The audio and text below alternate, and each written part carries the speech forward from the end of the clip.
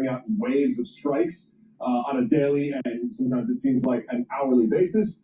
But what's clear, at least at this point, is Israel will keep working its way down that leadership list in terms of targeted killings and assassinations. And the moment Iran names a replacement for Larijani, that person too will be on Israel's list. With us now, CNN senior military analyst, retired Admiral James Stavridis. Admiral, thank you so much for being with us. The news that we are waking up to is Israel is claiming they have killed this man, Ali Larijani, who's the Iranian security chief, maybe the most powerful man in Iran over the last several weeks, maybe even several months. Also, they say they killed this man in charge of the Basij paramilitary force. This is on top, obviously, of already killing this man's father, the late Ayatollah al-Khamenei. This is Moshtaba Khamenei, now the supreme leader. He is said to be injured. So, Admiral, my question to you is, if they keep targeting Israel and effectively eliminating these leaders, what does that do to the stability of the regime, particularly the absence now of Larijani? Let's park on Larijani for a minute. John, you'll get this reference. He's kind of the Cardinal Richelieu of this rotten theocracy. He's been floating around, manipulating, leading internal dissent, and now he ascended to the top with the killing of Khamenei and the ascension of Khamenei's son, who is probably gravely wounded. So this is a big deal. If killing Khamenei was kind of a 10, I'd say this is an 8.5. It's a big deal. And the character to the right is the leader of the Basij militia, truly dreaded by the people. So point one, this is a big deal, taking these two out. Point two, to your question, somewhere in the headquarters of Mossad and probably over in the Curia, which is the Pentagon of Israel, they have a big board and it's got pictures of all of these folks drilling down way below the 4-star, down to 3-star, 2-star, putting it in military context. They're going to continue to relentlessly go after these people. And point three, and finally, here's the good news. At some point, you may get down to a layer in the rock formation where you can actually have a conversation. Yeah, and again, both of these guys key in the crackdown of the protests over the last several months there. Maybe this will, if they are both in fact gone, inspire some kind of new uprising on the streets there, although that too carries risks. So I want to shift gears here and ask about the U.S. troop movements. We know that CENTCOM has approved a Marine Expeditionary Force to head toward the Middle East. We believe they're somewhere over here, and they will arrive sometime in the next week or so, maybe a little bit after that. Admiral, what do you think these 2,500 Marines or so will be doing? I think there are three options kind of floating around out there. The first and most bruited about is the idea of seizing Karg Island. Karg Island is the center of the Iranian oil gas production facility. It's their transshipment point for 90%. You're circling it now. It's well north of the Strait of Hormuz. You know, we're all quite centered on the strait, but the Persian Gulf is huge and a great deal of oil and gas moves it. Up there, Karg Island, that is the heart of the Iranians. And that, believe me, is U.S. Marine Corps 101, seizing islands. Think Iwo Jima, World War II, Okinawa. They're very good at this. It's a relatively small island, John. It's about third the size of Manhattan where you are.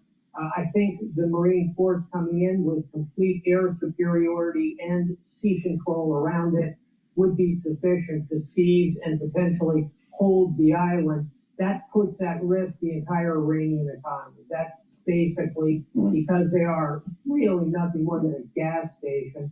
That puts them at big risk. And then you turn to them and say, how would you like to open the Strait of Hormuz now? That's a pretty reasonable play. So I think that's the key mission for those troops. You could also see them around the Strait of Hormuz, knocking down land facilities that threaten the strait. In an extremist, you could see them going after the uranium, the enriched uranium. Boy, that's a tough mission. I'd bet on Karg Island. All right, Admiral James Stavridis, thank you so much for helping us understand what these Marines could do when they get there, as obviously the battle and focus is on the Strait of Hormuz and reopening that key waterway. Appreciate it.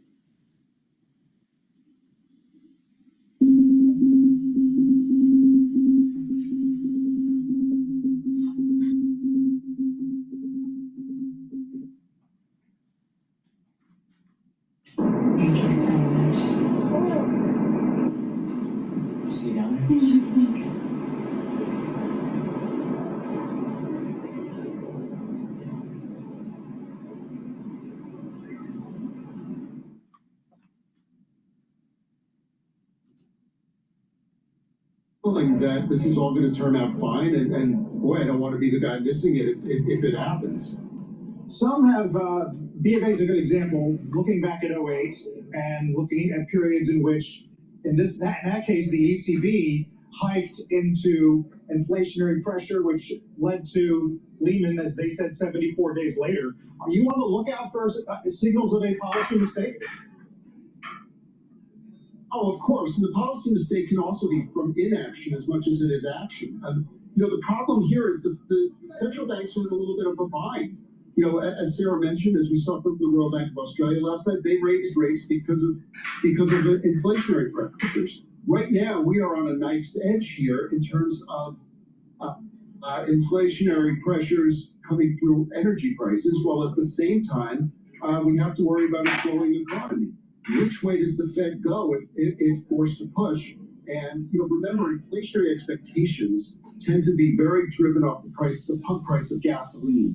And so that had been ebbing for some time, those inflation expectations, thanks to the effect of tariffs not being as bad as people had feared. Now you start to wonder if that's going to kick up again. The Fed is in a really difficult situation in terms of both political pressures, in terms of and I hate to say stagflation, it's a dirty word, but that is a valid consideration. There's also NVIDIA. We're about to hear from Jensen Huang with our Jim Cramer here, and they put out a forecast for $1 trillion by 2027. Concerns about peak data center spending around 26. I think they put that to rest. Do you have to have a view there? Because a lot of what has been rebounding in the market has been the AI trade. Well, a couple of things there. I mean, first of all, we have to have a view on AI because it's whether you like it or not. If you're just even an S&P passive investor, you're call it 40% levered to AI. Between NVIDIA and all the hyperscalers and then ancillary companies. So call it 40 to 50% of your investment, even if you're just blindly throwing money in an S&P index fund, is related to this. So you better have a view. You better understand it. I do think there's concerns about the fact that not necessarily for NVIDIA, but in terms of other companies where you've had asset-light models moving to asset-heavy or impingement upon their cash flow, that does disrupt some of the rationale for investing in some of these companies. But they do tend to be predictable earners. And if Jensen Huang, it can meet these forecasts that he's laid out, which he's done a tremendous job of doing, that should ease people's concerns about the AI trade in general, even if they don't necessarily eliminate them completely. Steve, I want to get your take on various technical levels. People are watching the 200-day around 6,600, the 20-day a little bit north of 6,800. I love the bit that you wrote about Mondays being relatively strong in recent weeks. I guess that's just a relief from coming in on a Monday morning and not having seen everything completely disintegrate over the weekend. Yeah, I think that's a testament sort of to the general optimism. What I pointed out yesterday was 8 out of 9 Mondays this year have been higher. Yes, the average is about call it 35 basis points of a rally. We've had 2 Tuesdays because of holidays; those have been 50. But I do think that looking how we came in Friday, where we just fell out of this malaise and valid concern over what might happen over the weekend. But we didn't quite test the 200-day moving average, but we got it within sniffing distance. And then, when people feel that the worst is behind them, they do tend to rally. Also, we have a quarterly expiration this week, and I know no one really cares about triple witching anymore because of daily expirations. But they do tend to concentrate some volatility, and it's not an unknown feature to see a little bit of a rally ahead of a quarterly expiration. And there's very few outside catalysts where you have the Fed meeting is not expected to be much. So, if you get a slight improvement in the price of oil, you see stocks try to tick higher. And that's what we did this morning. And again, abetted by the desire to not miss a rally and chase one at a beers. Yeah, you're right about running out of catalysts here. Please go to my store, the-studio-reykjavik.com, and get the magnesium and zinc. The magnesium and zinc will help to boost up your immune system, help with brain function, and improve the efficacy of vitamin D3. Also get vitamin C and magnesium. This will help with your skin, your immune system, and your brain function. You can stack them together, or you can take them separately. But please go to my store, boost up that immune system, and improve your brain function. It's really important. And since magnesium increases the efficacy of vitamin D3, vitamin D3 is a gene expression cofactor to help your cells to work properly. It also helps to build denser bone. It helps to absorb calcium and do some resistance training, and it'll help to deposit new bone matrix. Vitamin D3 also helps with cardiovascular health. And vitamin D3 helps to get cells to go into apoptosis if they're infected. That's why you should be taking vitamin D3 every day, especially during the cold season. Olive leaf extract, dual purpose. It's going to boost up the immune system and help with your cardiovascular system. How does it work? It's really simple. It brings down inflammation and helps you to control your lipid profile. So you're reducing plaque formation, and by bringing down inflammation, you're helping to boost up your immune system. Because if you have high inflammation chronically, your immune system is actually dysregulated. So please go to my store, the-studio-reykjavik.com, and get the olive leaf extract. Another great product that I have that's new is Super Strong Relief. This helps with headaches, tension headaches. You just apply it to your temples and your forehead and your neck muscles. It'll help to relieve the headache. It also helps with joint pain and muscle pain. So please go to my store, the-studio-reykjavik.com, and get the Super Strong Relief. This works within 30 to about 90 seconds. So please go to my store, have this available in your household. You never know when you need it. And again, it will also help with joint pain and arthritic pain. All righty.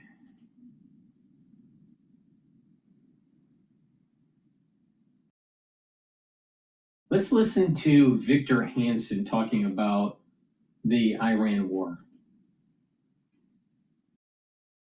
We're in the second week of the so-called Iran war. There's a very surreal war. I don't think any of us have seen anything like it. It's only been 2 weeks, and we're told that it's dragging on, that it's a forever war, that we're losing, that the Pentagon and the Trump administration have no plans. And yet, when you look at Iran, this huge country, much, much bigger, much, much more populous than Iraq or Afghanistan, and it has no military left.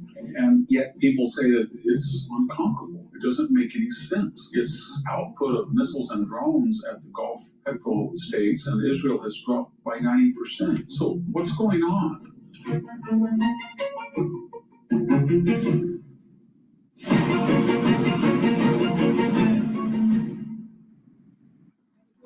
Hello, this is Victor Davis Hansen for the Daily Signal.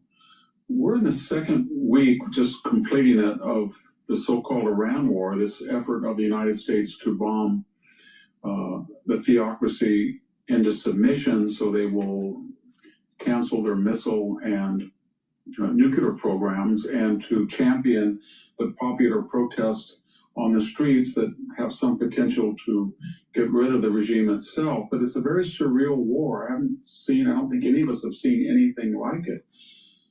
It's only been 2 weeks, and we're told that it's dragging on, that it's a forever war, that we're losing, that the Pentagon and the Trump administration have no plans.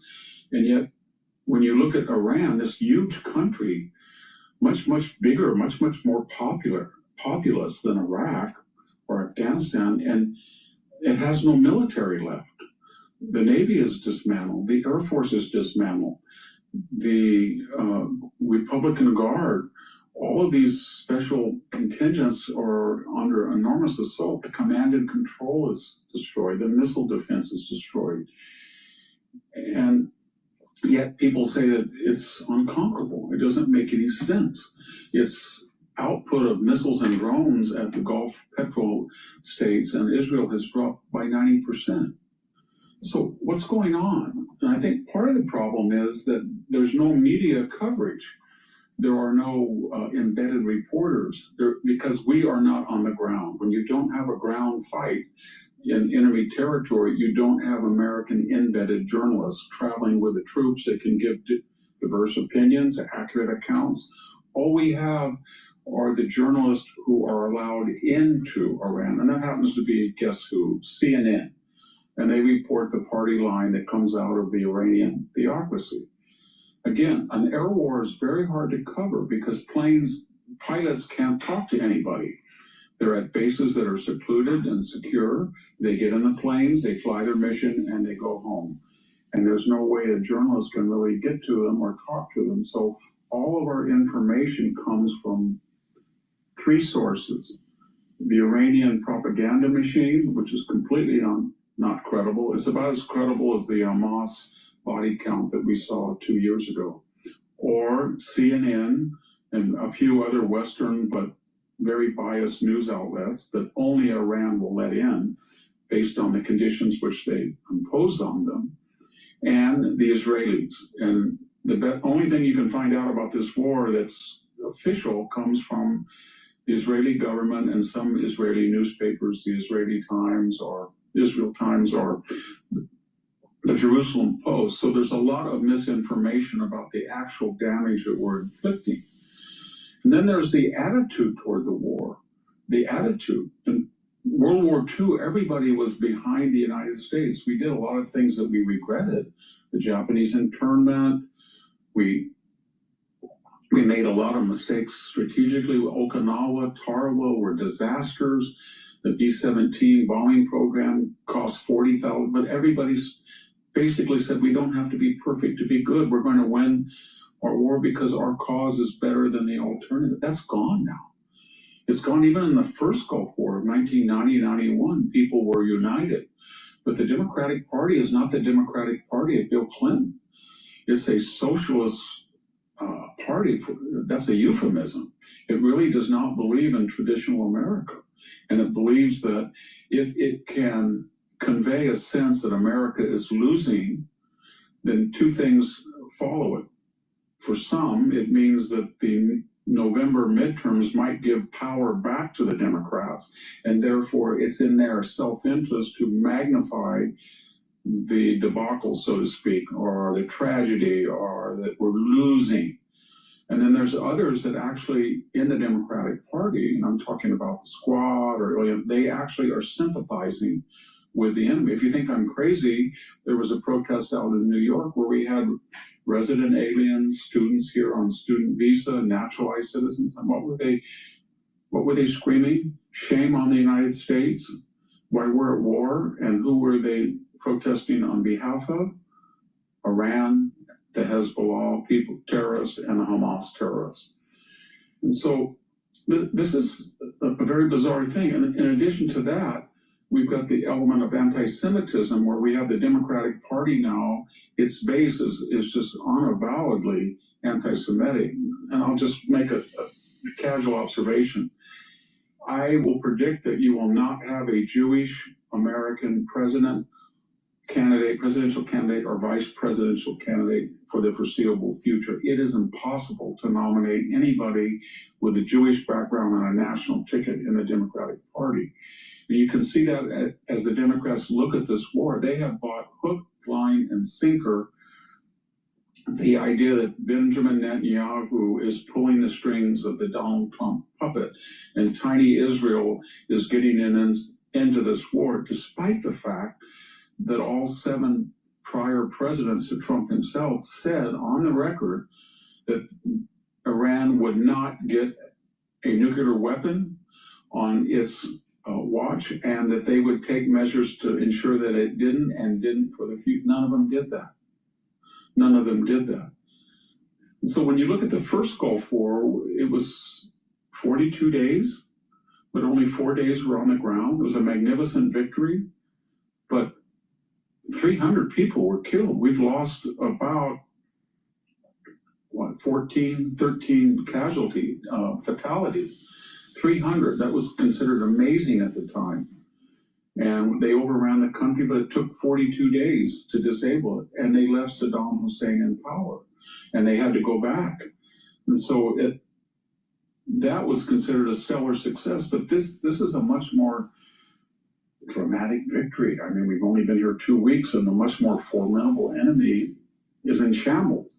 And we're left with just three alternatives. Either the regime is going to be replaced now or in the next few weeks as the people come out of their homes and see what their country is like and what the theocracy caused and what it did to them. Or there's going to be some Venezuelan solution with a strongman will come forward. Or maybe that won't happen at all, and the United States, under political pressure, will stop. But if it stops, they have destroyed the Iranian military and its nuclear and missile program for years. So this was all preferable to the situation pre-war, in which Iran still was working on the bomb, still had 3,000 missiles and more drones, and was boasting that it was going to, anytime it wanted, close the Straits of Hormuz. And they've tried it, and they will not be successful. Put it all together, this is a surreal war. What is actually happening is not being reported, and there's an alternate reality that's been constructed by the left that sees this war as politically advantageous to its agenda to recapture power in the United States. If it can convince us, the American people, that A, we're losing, B, we may deserve to lose, C, it's all Donald Trump's fault, and this war will be beneficial in denying him the Republican majorities in Congress in about 8 months. Thank you very much. This is Victor Davis Hanson for the Daily Signal. Thank you for tuning in to the Daily Signal. Please like, share, and subscribe to be notified for more content like this. You can also check out my own website at victorhanson.com and subscribe for exclusive features in addition.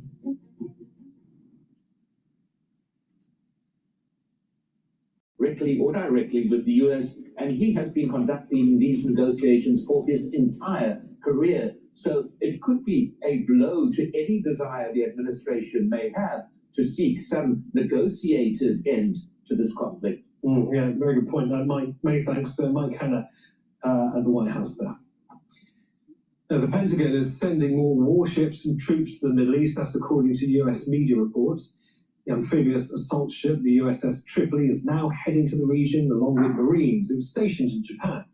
The deployment's meant to reinforce US troops already in the Middle East. The build-up follows a request from US Central Command, or CENTCOM, which oversees American military operations in the region. Journalist Imzaman Rashid reports from the Strait of Hormuz.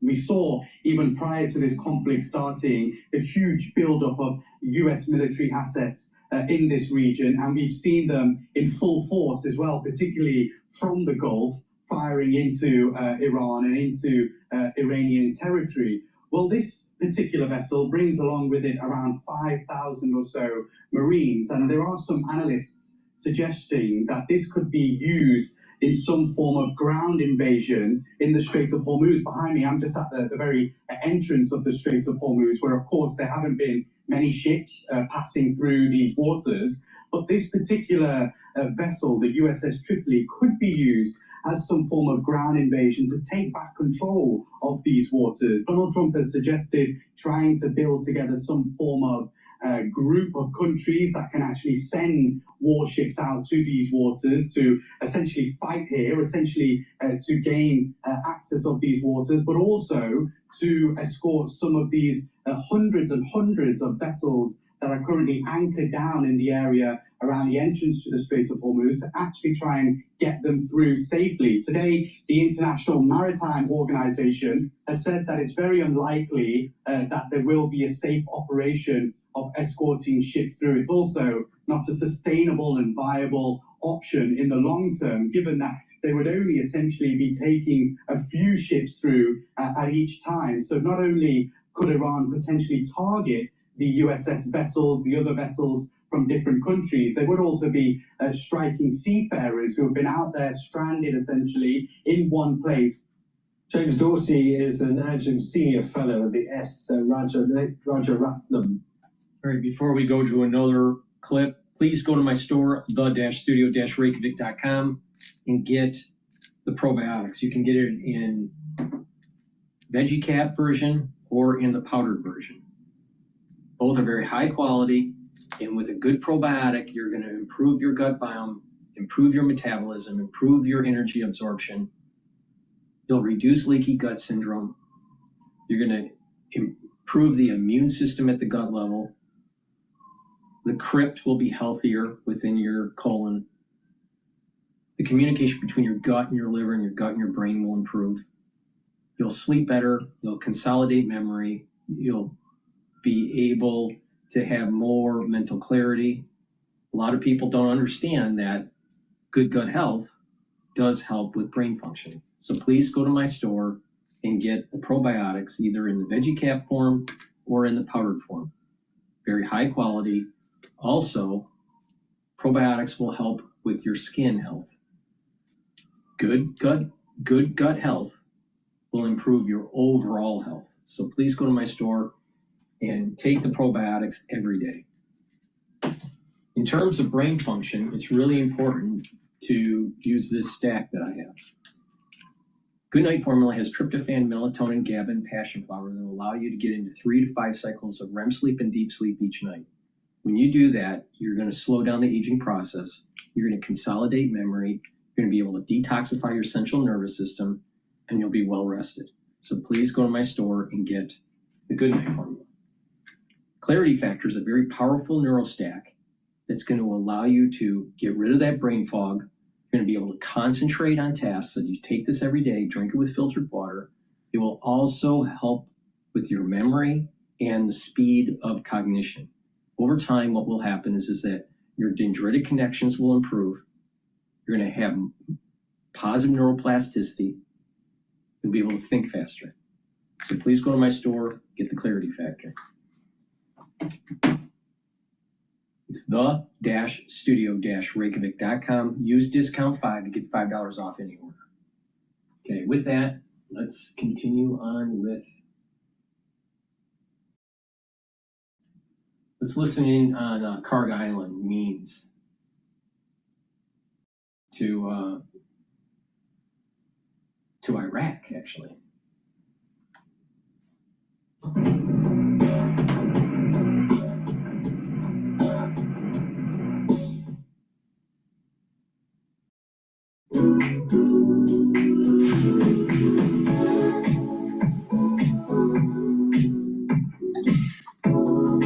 Economist and Steve Moore, host of More Money, WABC Radio.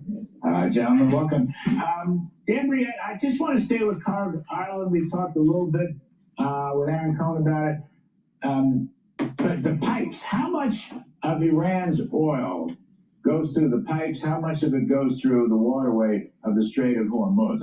I don't know if anyone's really focused on Karg Island until the last weekend when it got slammed by Ally bombing. Yeah, great to be back with you, Larry. I really appreciate the conversation, the opportunity. I learn from you every single day. But look, I think people need to understand what Karg Island means to the country of Iraq. Roughly 90% of their oil that hits the water comes through that one island. It's an island in the northern part of the Persian Gulf. And the easiest way to understand it is Karg Island is to Iran what the Strait of Hormuz is to the rest of the world. It's a choke point. It's probably even more than a choke point, Larry. I would refer to it as a kill switch. If you take out Karg Island, you've taken out 90% of the revenue that goes to Iran. So that's a very important point. I think the president understands that very, very well, which is why he's done what he's done. I think he has sent them a very, very loud signal. It's a warning shot, a shot across the bow, whatever you want to call it. But he has sent them a very loud signal. If you don't come to the table, you don't negotiate, this thing is going to be really at risk. And I think what he is trying to provide them is an off-ramp, perhaps, to this conflict in the region. So we'll see if they take it or not, but I think that's what he's trying to do here. I don't know if you know Karg Island or any of the geopolitics here. Of course, if you knock out Iran, you'd also, the oil markets would take a hit. Prices might jump up again. That doesn't bother me as much as it bothers some people because I think the mission is much better. And I think Americans understand that. Americans know that the mission is more important than some temporary jump in oil prices. So how do you see this thing? I think it's exactly correct, Larry, on that. The mission is it. We got to win. We've got to do it correctly. Don't rush the job. Get it done right. Get it done completely. And then we got it. We came in here to get Iran out of the picture of the as a terrorist nation sponsoring all sorts of horrible things in the world. We need to stop them from doing that. That will be an enormous plus for the world. I hope the rest of the countries that we're serving chip in and help us with this. I mean, you know, I don't know the oil thing, but a year from now, oil is not going to be a problem. The more we talk about oil, the more we're just chasing a shiny object. That shiny object should not be chased. Just get the job done in Iran. Once that's done, I think the economy will be back on track. We've got everything set for an expansive, a great expansion of this U.S. economy, and I'm very pleased. And we need to get Kevin Warsh in there and get those interest rate stability to prices, and we're off to the races. By the way, Steve Moore, interesting point. Manufacturing came in pretty strong today. In fact, manufacturing has been strong from the industrial production numbers, especially business equipment. That may seem like small beer with the grand scheme of the war, but nonetheless, there's a lot of tailwinds and incentives behind the Trump boom, which I don't think are just because we had a little bump up in energy prices is going to stall out. So I want to get your take on that. And do we, you know, at the same time, what about the NATOs? The NATO allies, I'm calling them allies, I guess they're allies.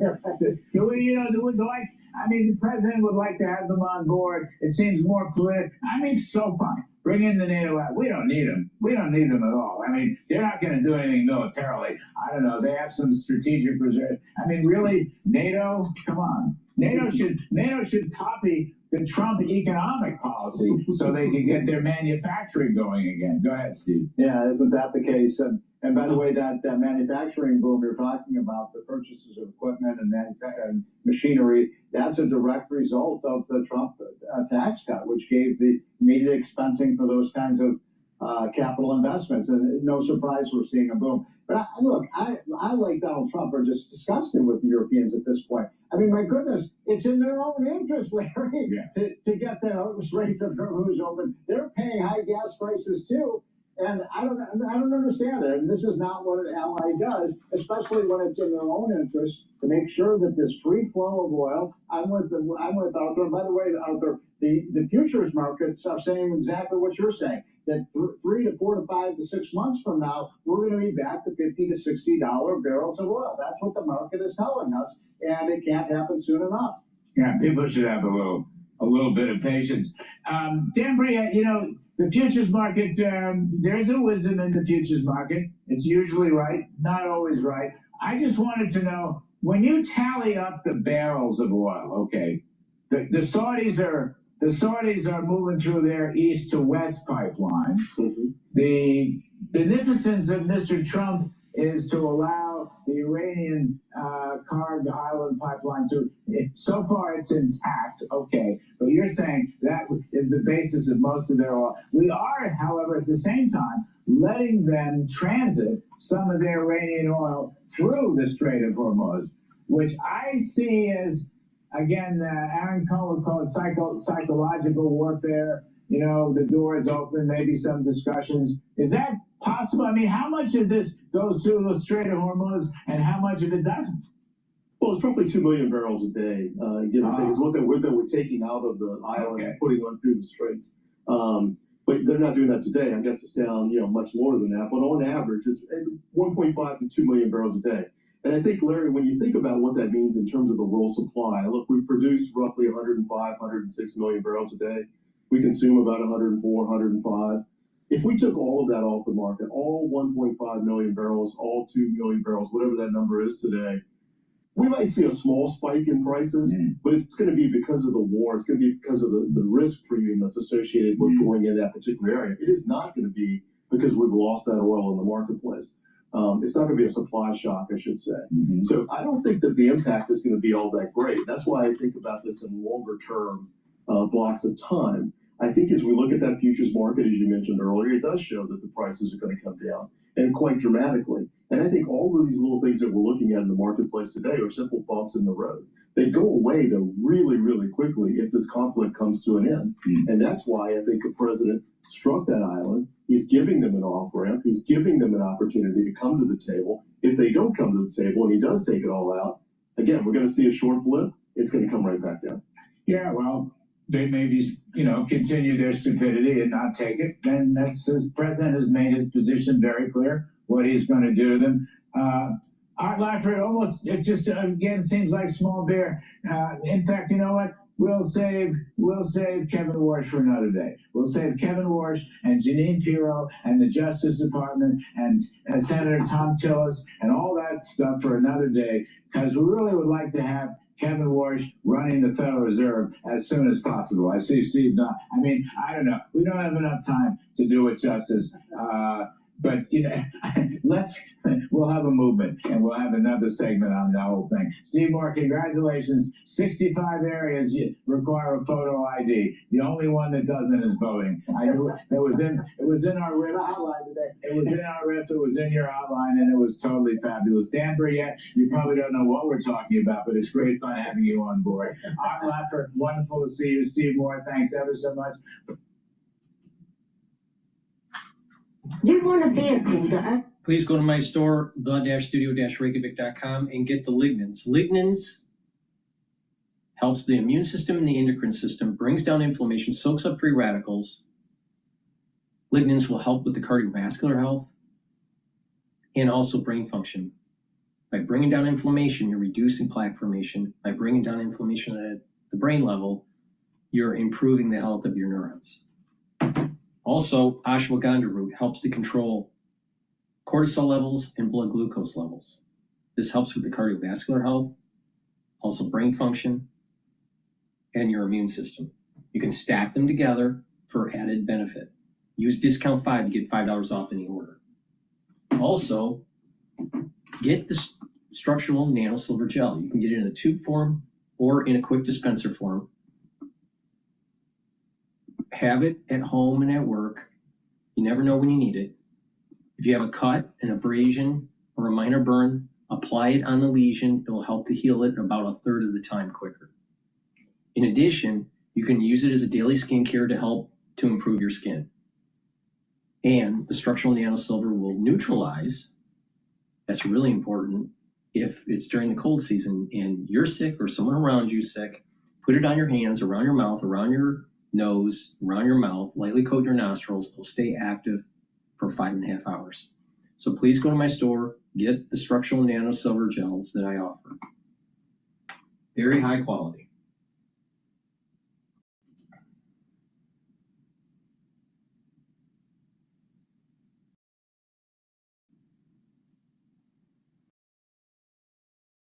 All right, let's see here.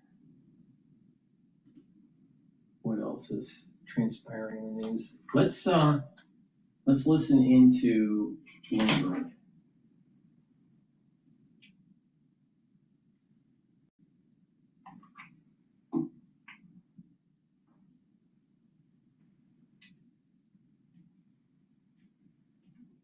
Got us into this. All I will say is now that we're in it, I'm all vested for the United States military to win, but they have an exceedingly difficult task. All right, so exceedingly difficult task that you're trying to make easier with Swarmer. Let's talk about the proceeds from the IPO and what you're going to invest them in. Where does this capital go? Sure. Of course, more engineers to go from bomber drones and FPVs to, of course, maritime interceptor capability, because Swarmer is a brain. It's a capability that allows drones to cooperate and behave and to attack targets autonomously. You can imagine the demand signal blinking red across the world to be able to intercept all these cheap drones and to meet threat with a cost-effective threat, not the ridiculous $2 million solution that the U.S. defense cartel comes up with, but rather very cost-effective solutions so that we, A, can be effective, and B, not bankrupt as a country. So, Eric, it is clear that the center of gravity in warfare is changing. As you continue along this path and you act as the non-executive chairman of Swarmer, how do you see the battlefield looking in 5-10 years? Just how big of seismic shifts are we about to witness? It's like going from crossbows or longbows to machine guns, not just even rifles. That's how much of a change. Warfare will even change society because of the democratization of precision strike. when, just imagine the difference. An old Javelin missile, which cost $150,000 a shot with a $200,000 launcher, now you can do the same job with a $750 drone out to 15 kilometers. It's an extraordinary change, and the Department of War, the U.S. defense budget has gotten way too bloated and way too dependent on a cartel that is not very competitive. The true innovation, the battle lab, has been Ukraine for the last 3-4 years, and we ignore that at our peril. What lessons should we take from Ukraine, or Iran for that matter, Eric, in order to save money on defense? I mean, it's not something you want to scrimp on, obviously, but I think the administration right now has floated another $500 billion raise for the total budget to $1.5 trillion. The Department of War is at least doing some programs like the Drone Dominance Program, where they've cast wide a net for new competitors to come into the space and offer to say, hey, can you fly a drone? Can you hit a target? Can you do that? That's at the FPV level. That's kind of an infantry level weapon system. They need to do that across the spectrum to bust up the ridiculous cartel that is the Northrop, Lockheed, Raytheon guys that are literally going to bankrupt the country. Just to that point, Eric, what competitive advantage does Swarmer have versus one of those defensive primes? What's to stop a Lockheed Martin or Northrop Grumman, for example, from trying to build something similar? Well, they can try to do that, but the difference in Ukraine, you can go from idea to concept to prototype to combat proven in a matter of weeks or a month or two. You can't do that in the United States. The leading edge of battle in Ukraine, because the Russians are very adaptive, very capable in electronic warfare and jamming and counter drone systems. So your idea, your prototype is going to work very quickly, or it's going to get smoked. And you know that very quickly. The U.S. has a very lethargic design, build, testing program with a highly bureaucratic system that really prevents the kind of speed of iteration that you get with Ukraine, when people are operating out of their garages. Eric, I want to get your take on the either benefits or drawbacks of autonomous weaponry. This debate was highlighted, obviously, by the Anthropic negotiations with the Department of Defense. But how do you see autonomous weaponry? Is it something that we need in our military, or is it something that we should fear? Adapt or die. That genie is out of the bottle. Look at what the Iranians are doing with very low-cost weapons, destroying most of the key radar systems, having pushed U.S. aircraft back another 1,000 miles from the edge of battle because they're at risk. Those are with cheap, basically self-driving, right? The Shahed missile is basically navigating itself based on ground interaction, on terrain contour matching. You can call that even a version of AI.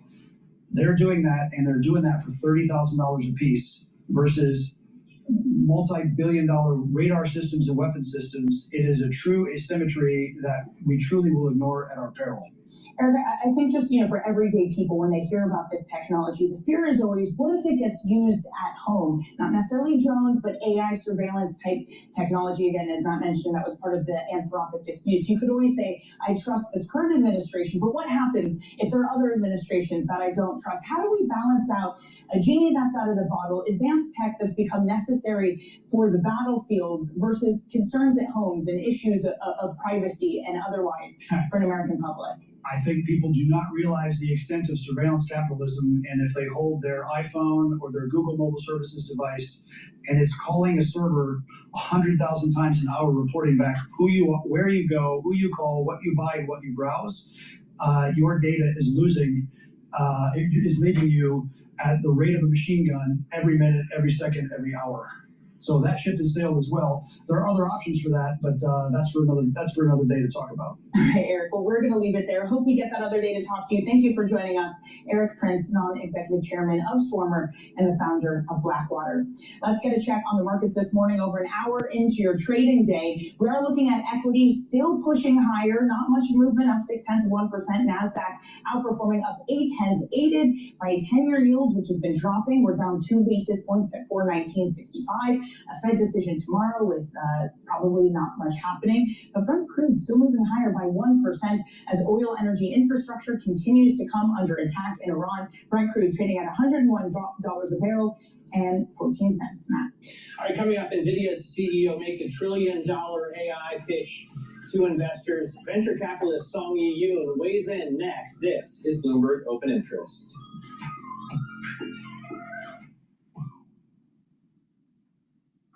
Please go to my store, the-studio-reykjavik.com, and get the vitamin B complex. The vitamin B complex will help with your cellular metabolism, help to protect your neurons, and boost up your energy levels.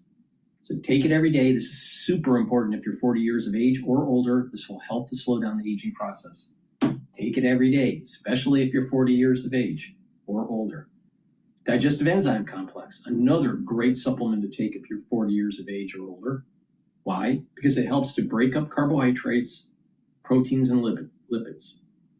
When you're breaking up carbohydrates, proteins, and lipids using the digestive enzyme complex, you're reducing the load on your pancreas. So you're giving your pancreas some time to heal. A lot of people don't realize, no matter if you're healthy, your pancreas doesn't function as well as when it was younger. So it's really important to take the digestive enzyme complex. There's added benefit though. This has bromelain in it, which helps to break up clots. That's super important, especially with the crazy stuff that happened in 2020 and the aftershock of it. People still get strange clotting. Better start taking bromelain. So please go to my store and get the digestive enzyme complex. In addition, this has the proteolytic enzymes to break up glycoproteins. Super important to take, like a crisis in 2020 or the cold season. So it's added benefit. If you're an athlete, younger or older, you'll benefit from digestive enzyme complex because it will help to break up your pre or post-workout fueling. So please go to my store, get the digestive enzyme complex. The website is the-studio-reykjavik.com. Use discount 5, all caps, the number 5, and you get $5 off any order. All right, let's listen to. That's the summary. I can't tell you the classified part, but that's the summary that's made public, and it's accurate. Yeah, come on. More than 2 weeks since this.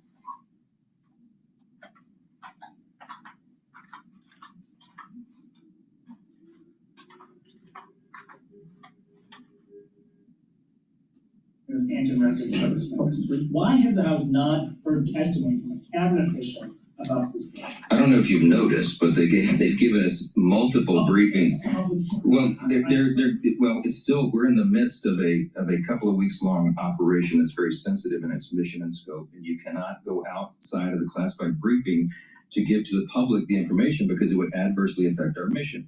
They have well explained this to members of Congress in multiple briefings, both before, during, and after the operation commenced. We had the auditorium full of House members. The American public is getting. I've just relayed to you the summary of the non-classified information. All members are out talking about it around the clock. You're following them around with microphones, getting their clips and insights and their opinions. This is being watched very carefully, but we're in the midst of an operation that is winding down. According to the president himself, we are very close to having the mission completed.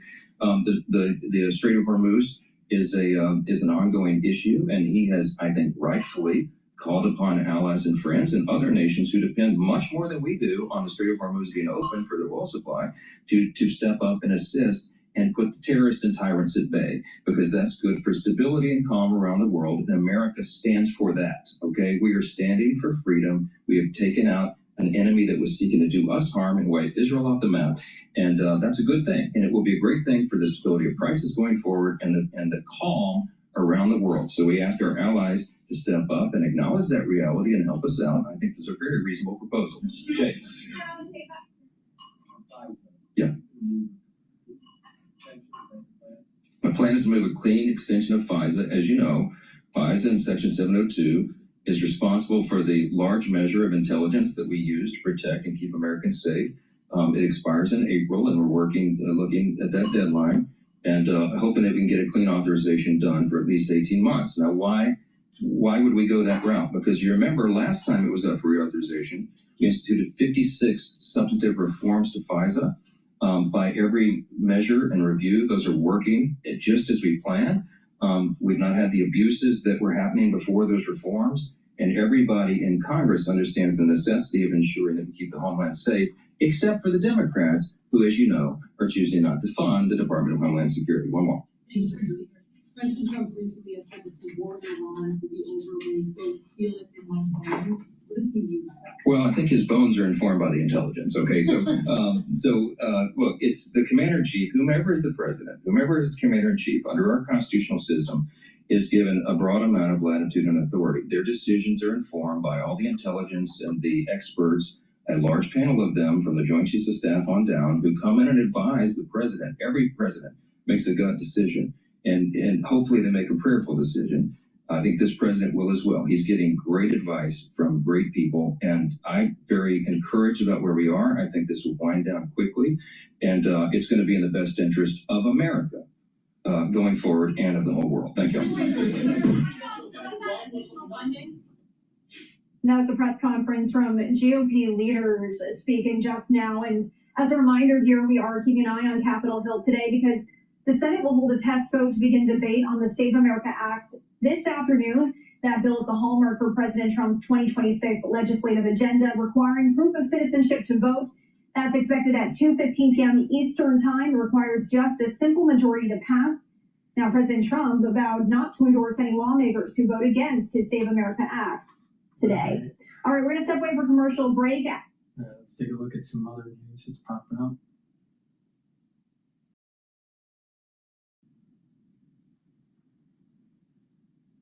All right, this is important. Irish PM reveals how Europeans feel about U.S.-Iran conflict. Leprechaun Lemonade is back at Raising Cane's for a limited time to celebrate St. Patrick's Day. One love. Meet your new favorite email design platform. Create stunning emails without touching a single line of code. With our editor...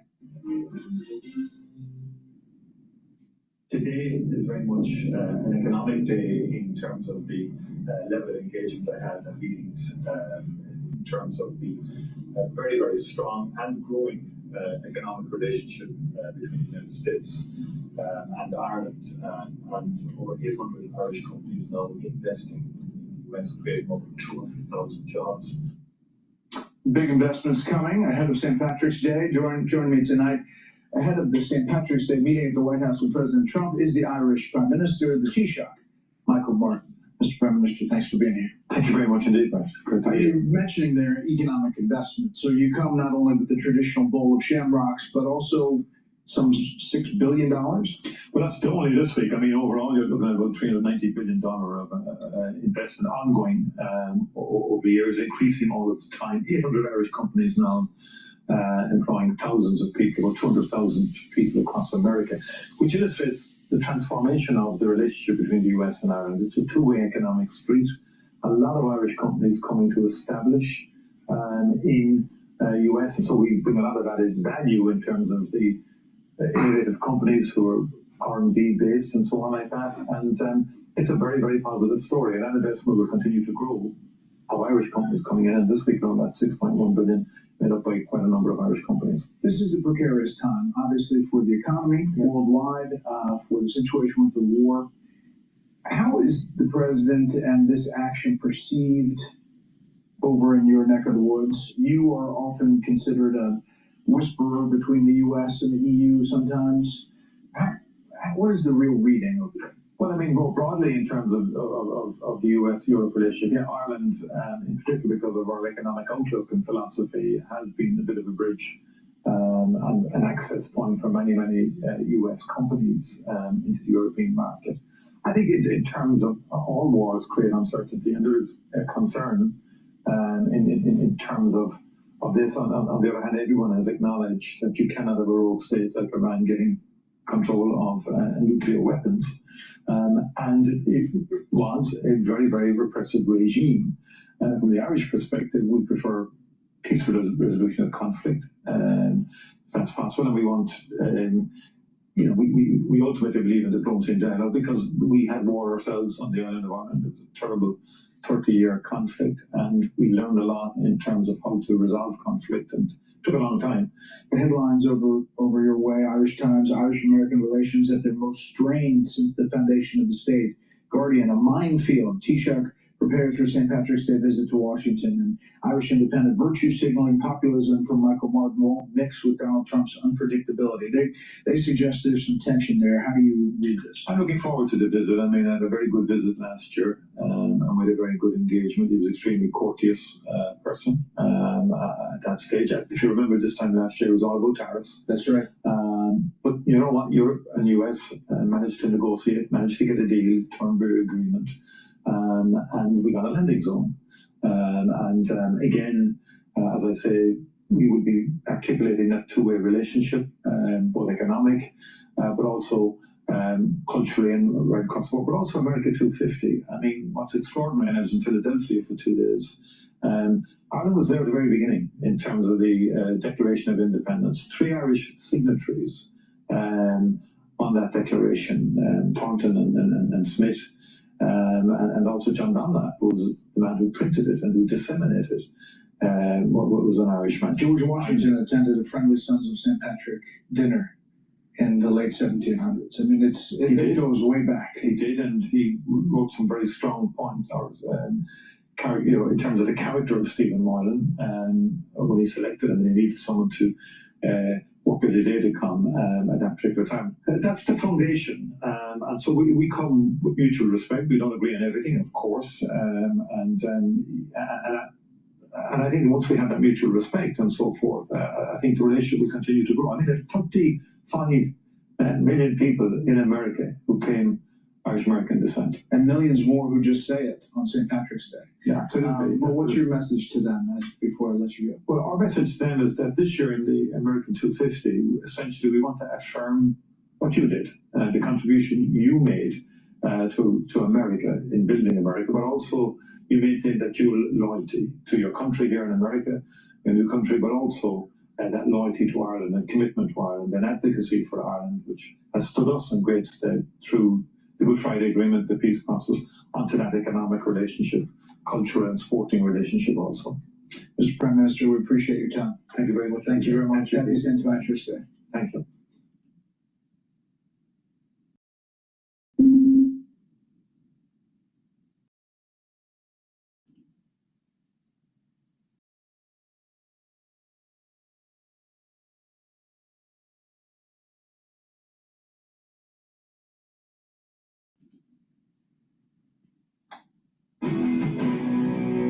Israeli forces confirming that Michigan synagogue attacker's brother was a Hezbollah terrorist commander, and they got rid of him permanently during these strikes last week in Beirut. Our next guest knows all about the fighting the war on terror here and abroad. Jim Hansen ran counter-terror operations in the U.S. With the U.S. Army Special Forces and joins us now. So what is different about this over the last 4 attacks? What stands out from you, which is different from after 9/11 and the years after Iraq? I think the change has been, previously we were concerned about what countries immigrants came from, whether they had been radicalized by a mosque or a particular radical imam preacher, and obviously the internet. But I think now we have to add to that the climate of violent hyperbolic rhetoric by the revolutionary left and some Democrats that is demonizing Israel, that is demonizing the Trump administration, you know, for partnering with them in fighting against these terrorists, and in some way is inciting some of this violence. Hey, Jim, I was watching video in New York City, in Midtown, where hundreds of people were chanting for the Ayatollah, for Nasrallah, and for Hamas and Hezbollah in New York City. I mean, every one of those should have been looked at with facial recognition and find out where they're getting this sentiment from, don't you think? 100%, and we need to trace back and see who's funding those. I mean, we know in a lot of ways it is the usual suspects from the revolutionary left. It's Soros and the rest of those open society type organizations. And we need to look at what they're doing to fund it, how they're stirring up this kind of anger in a way that now has boiled over and is causing deaths to American citizens for their cause. So I want to bring you to a quote in the Wall Street Journal about this new Made in America terrorist trend. Western counterterrorism operated for decades on a simple premise: threats from somewhere else. That premise no longer holding, the ideology no longer needs territory, command structures, or training camps. It travels easily, moving through digital networks and personal grievances.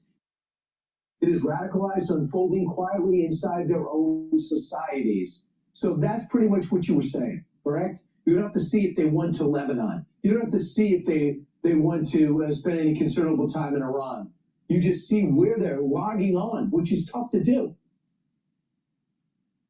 And how do you do that in a society where you cannot discriminate based on a religion? You can't say Muslims are the problem. You have to say Islamists or jihadists. And how do you tell what they're doing within an insular community, where that may be more acceptable than it is other places? And in this case, I think we should have been able to find the fact that this guy had a brother in Lebanese Hezbollah. They had their own Lebanese Hezbollah scouts. So I think it's likely that this guy may have been a scout as a young kid in that village. So I think we have to look at all of those, where they came from and how they got radicalized here in the United States. I would hope there would be an asterisk next to his name, whatever he did. But what about the Old Dominion? I mean, this guy's in jail for helping ISIS, gets out on good behavior, I guess, after 6 years, and no one's tracking him? Next thing you know, he's killing one of these great Americans, this ROTC teacher who, if you look at his military career, he's just a superstar, and he dies because this guy gets out of prison after telling us he's ISIS. Yeah, that's a dismal failure of the people who run that part of our justice system, and the mentality of the Democrats that says, oh, no, everyone should have a second chance. I don't believe anyone who has been involved with terrorism in any way should have a second chance at anything. If he's naturalized, denaturalized, and remigrate him right out of the United States. All right, Jim, thanks so much. Hopefully we don't have any more terror attacks to talk about, but Sally, I think we will. Jim Hansen, thank you. I'm Steve Ducey. I'm Brian Kilmeade. And I'm Ainsley Earhart. And click here to subscribe to the Fox News YouTube page to catch our hottest interviews and most compelling analysis. Foods are great. Israel on this. It's pretty insulting to the American president. Yeah, it is. Kent, the National Counterterrorism Center is a high-ranking office, but it's not the most senior, position in the intelligence community for sure. So sort of calibrate that in your mind as you think about it. This is not the kind of resignation letter I've ever seen before. It's clearly somebody who's angry and frustrated, has suffered a lot of personal. He suffered a lot personally over the years. He clearly is an opponent of what the president campaigned on, or opponent of what the president campaigned on, ending orders, and is frustrated by this decision. Kent is somebody who's very close with Tucker Carlson. The New York Times just posted a brief interview with Tucker Carlson praising Kent for this decision to resign. He's also a failed multi-time congressional candidate, so he's got sort of an elaborate backstory, and the tragic death of his wife obviously is front and center in that backstory. So we'll wait and see how the president decides to handle this. Yeah, the Tucker detail is important too. Who's been lobbying against this war. Thank you, Eamon. Eamon Jabbers, keep you close in case we hear from the president. Let's turn now to the macro environment. Here with us at Post 9 is the former director of the National Economic Council during President Trump's first term, Gary Cohn. He's also the former president of Goldman Sachs and current vice chair of IBM. Welcome back. It's good to have you. Always good to be here. How are you thinking about some of the implications for the market around what's happening in Iran? I'm going to go back to how. So I think you have to start with the basic issue of supply demand of some of the most important commodities in the world, whether it be nitrogen that we're not talking about as we head into the growing season. Should we be talking about nitrogen? We should be talking about nitrogen. Why? At the end of the day, it's fertilizer. We know the impact of fertilizer on growing crops. We're getting close to starting to plant crops in this country. And without nitrogen, without fertilizer, we will have diminished yields. And again, it's a yield game. We're talking about oil, and I think talking about oil is important. One thing that we should note, though, and I think we got to be complimentary, we in the United States do not have a supply problem. This is one of the first crises that we've ever lived through in this country where we haven't had a supply problem. We didn't have to worry about molecules. Yes, we're part of the global pricing mechanism, so the price has gone up, but the supply is not going down. if you look at some of the Asian economies right now, they're literally shutting down businesses, shutting down schools, shutting down government because they don't even have supply at any price. That's why I'm so confused as to why our European allies wouldn't want to help us, given they need oil more than we do. Well, Sarah, they do. They're the ones paying the price right now, and they're the ones that need the oil. On the flip side, trying to weigh this as I try and do, come up with a reasonable answer. They were not informed about this invasion. They did not know about it. They've also had a bit of a contentious relationship with the White House during the past year, whether it be over tariffs, whether it be over Ukraine, whether it be over all these things. Look, at some point though, your own economic stability has to outweigh the other issues going on. So I like you, I'm a little bit overall surprised at some point if they don't engage with us. Like, you also have to understand that the Europeans, and we saw this in Ukraine, have had a real apprehension to getting involved in any conflict whatsoever. They've been sort of adverse to that. So, but again, we got a reality here, and sometimes when you're forced with a realistic decision of, am I going to shut my economy down? Am I going to slow my businesses down? Am I going to curtail? And there's a solution to it by getting involved. Maybe they come to the solution of getting involved. I mean, they would say it's not the solution, that you're not going to get something with the European frigate that you can't get with the U.S. Navy. And yesterday the president said we don't need them anyway. Yeah. Well, the president has gone back and forth on this. Yes, he has. And I think it would be great symbolism for the other countries to get involved in a disagreement that has caused them strife as well. This is not just a country that's anti-American. This is a country that's anti-capitalism, anti-wealth, anti-progression, anti-gay, anti-everything. So if you think about it from a European standpoint, they've got they've got to stick in this game as well. Right. So back to the sort of economic impact for the U.S. I mean, you know oil. You started right as an oil trader, right, way back when. If you would have said that they closed the Strait of Hormuz, which is what 20% of the world's production right now, that there are attacks on oil infrastructure and facilities in UAE, in Kuwait, attacks on Saudi Arabia, and Brent is at 101. Is that surprising? Should it be higher? It's not totally surprising to me. So, look, I don't want to get too deep in the analytics here, but we are in what's called the shoulder season of the year. We're not in a heating oil season, and we're not in a heavy air conditioning season. So normally you would see refineries starting to go down for maintenance. Refiners would be shifting their refining mix over from heavy heating oil to very lighter fuels that we have. Some are driving fuels, some are different in gas. So if this were happening in the middle of the dead of the cold of the winter, or this were happening in August when we were burning maximum energy for electricity, you would have a little bit of a different outcome. That said, we also, the United States has changed its position. We used to be one of those very dependent importers. We're now a dependent exporter. We're a huge exporter of LNG, which is our oversupply of natural gas. So there is more of a balancing mechanism, and the world's gotten more efficient. I think our overall demand for oil today is dramatically lower than it had been at any other time when we had a major disruption. And so whether it's EVs, whether it's natural gas, whether it's windmills, you have to factor all of the alternatives into the equation. And so the direness of the cutting off of 20% of the oil today is not as dire as it once was. Russia's producing as much oil as they have in a while. Interestingly, we lifted the sanctions on Russia. Russia can continue to ship oil.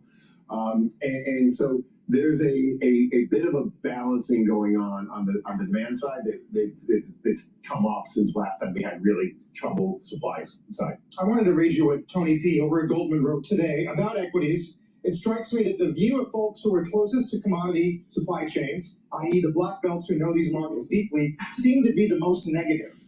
Do you think that's true, being one of them or a former one of them, and looking at how equities have taken on kind of this in stride? I don't know where I fall in this in Tony's world. Look, I think what the people that grew up in the commodities world know is we know that if this whole war were to end tomorrow, the skirmish were to end tomorrow, we open up the Straits of Hormuz, it's not turning on a spigot. We've been down long enough where countries have had to shut in production, they've had to curtail production, they've had to slow down. So the world's not going to reset back to prior export limits overnight. It's going to take some natural evolution of turning back on refineries, turning back on oil wells, turning back on pipelines, and just all the congestion of ships in that part of the world. It's going to take, you can only load a certain amount of ships at a time. And so it's going to take more time to unwind this. That said, and I think that said is important, I think people are pretty optimistic right now overall. And to the extent that it gets worked out and there's a more defined period of time to when we normalize, I think the more bullish people are.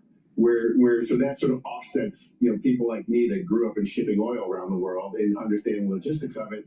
I think the reality of knowing there's an end probably overwhelms the reality of the supply showing up a week or two or three later than you would have thought. What do you think about the economic hit? Is there going to be one, and how substantial?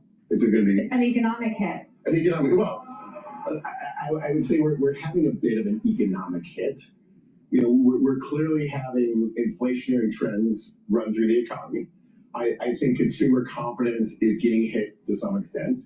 And we're seeing less and less consumption, especially in the middle to lower wage population, which is a story we've been talking about for the last year. We've been talking about, the unemployment picture. We've been talking about consumption at the lower wage population. And when you go through times like this and you go through stress and you have prices rise, if you're on a fixed income and you're spending an extra 50 cents a gallon for gasoline, that's being taken directly out of your disposable income, and you're able to consume less goods and less services. And so I think the American consumer today is feeling that. So we are having economic consequences today. And how bad do you think it'll get? I don't know Does it how. change your view of recession odds, for instance? It doesn't really change my view of recession odds right now. There's so many other stimulus coming through. Like Torsten mentioned, we've got the big beautiful bill coming through. We've got tax refunds coming through. We're in a period of time where there's enough government spending and enough government stimulus around where I'm not worried about a recession. But we've been having this discussion for 5 years. You're never worried. I've been on the opposite side of you for 5 years, so I just want to make it clear. Lately, there's been no sign. Well, because Torsten put out a piece today that talks about No more recession. the frequencies of recession. So I'm not worried about a recession, but I am worried about the overall consumption flywheel in the United States. As the longer people are spending an extra 50 plus cents a gallon for gasoline, it's coming directly out of their disposable income. And we all know that gas inflation is the single worst inflation we can have because people get out of their car or truck, they hold the nozzle down, and they watch the numbers tick. And they knew exactly what they paid last week, and they knew what they paid the week before. And if they're paying $20 or $30 extra this week, that's But it's only 3% of their overall, It isn't. It's not. If you look at sort of middle income America or lower income America that lives in more rural places, that drives their pickup truck to work 100 miles because they live 100 miles, it has a dynamic impact on their consumption capabilities, and also everything else that's getting delivered. The price of leisure just went up.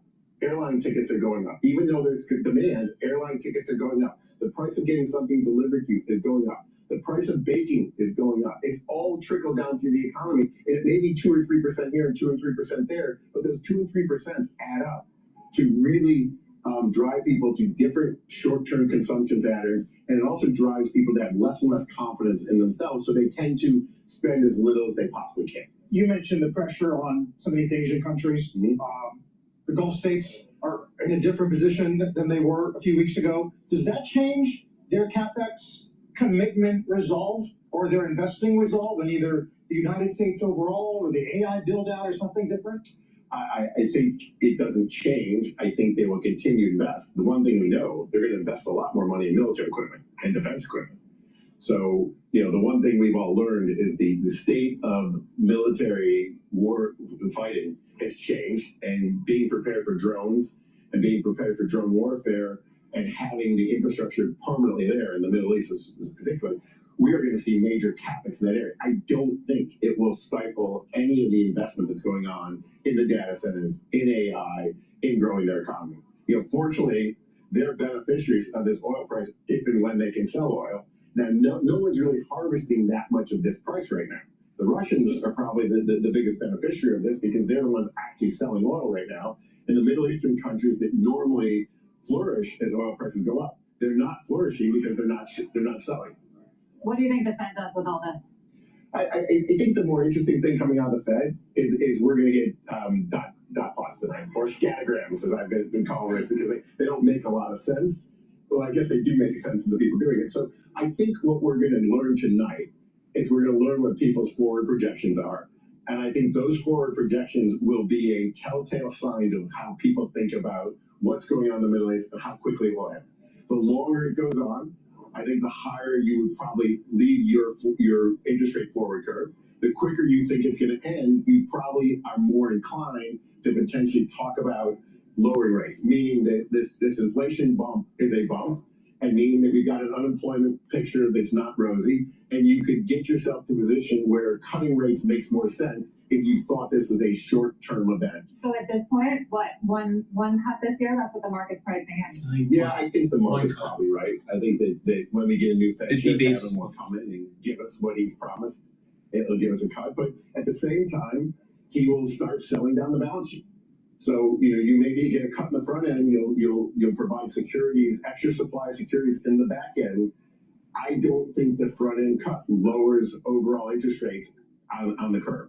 So it doesn't do a lot for home ownership. It doesn't do a lot for credit cards. It doesn't do a lot for automobile loans because those are priced on the 5 to 7 to 30-year part of the curve. And I think that part of the curve is going higher, not lower. We're going to see more, I believe we see more Then what's steepness the in the point? Then tell him not to shrink the balance sheet. Well, but Kevin, I agree with Kevin that the Fed was never meant to have a massive balance sheet. It bought the balance sheet when it was trying to stimulate economic activity. We were back in the zero interest rate environment. So now that we're in the higher interest rate environment, we can sell it down. But overall, if I'm the Fed chair, you would want less of a balance sheet. You would want to have the ability when things got tough to have the dry powder to use the balance sheet effectively. And I think Kevin, having lived through 2008 and sort of arbitrated all of the different bank discussions in the mergers, potential mergers and failed mergers, he understands the importance of having a balance sheet to lever up when he needs to.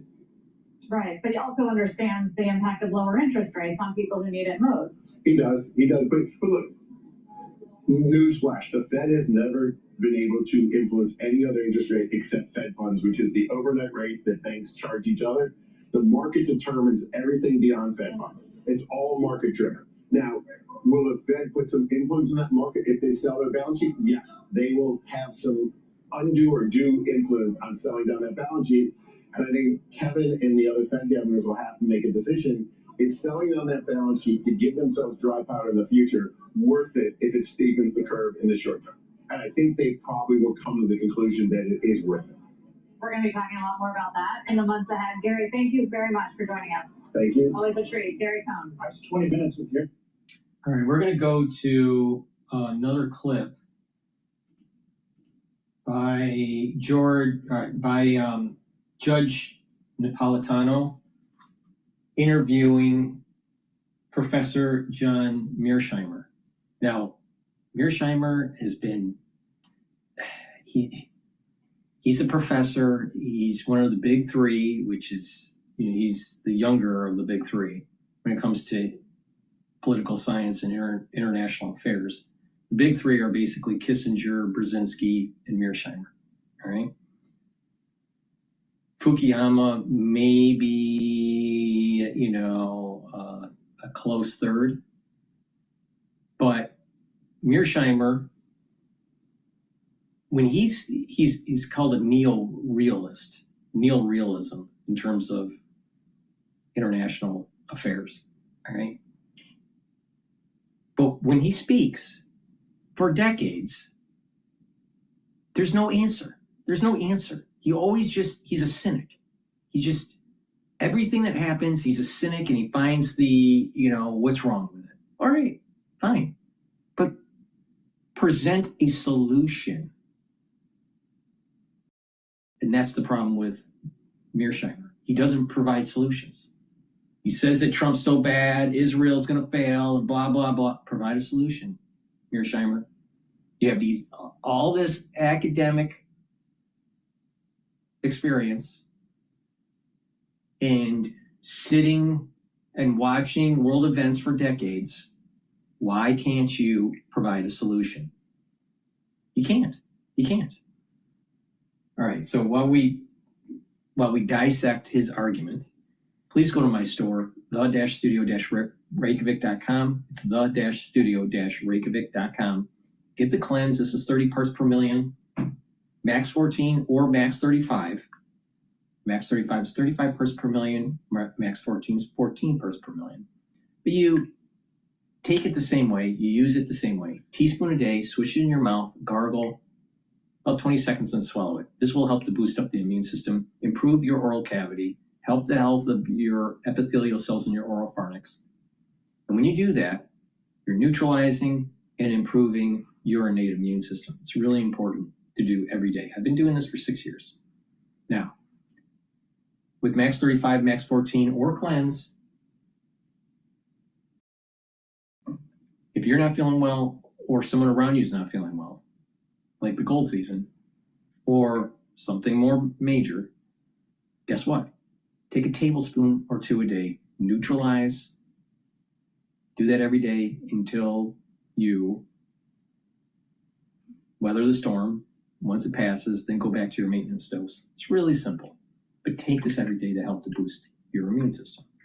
So please go to my store, get the max 35, cleanse, or max 14. They're at different price points with different parts per million.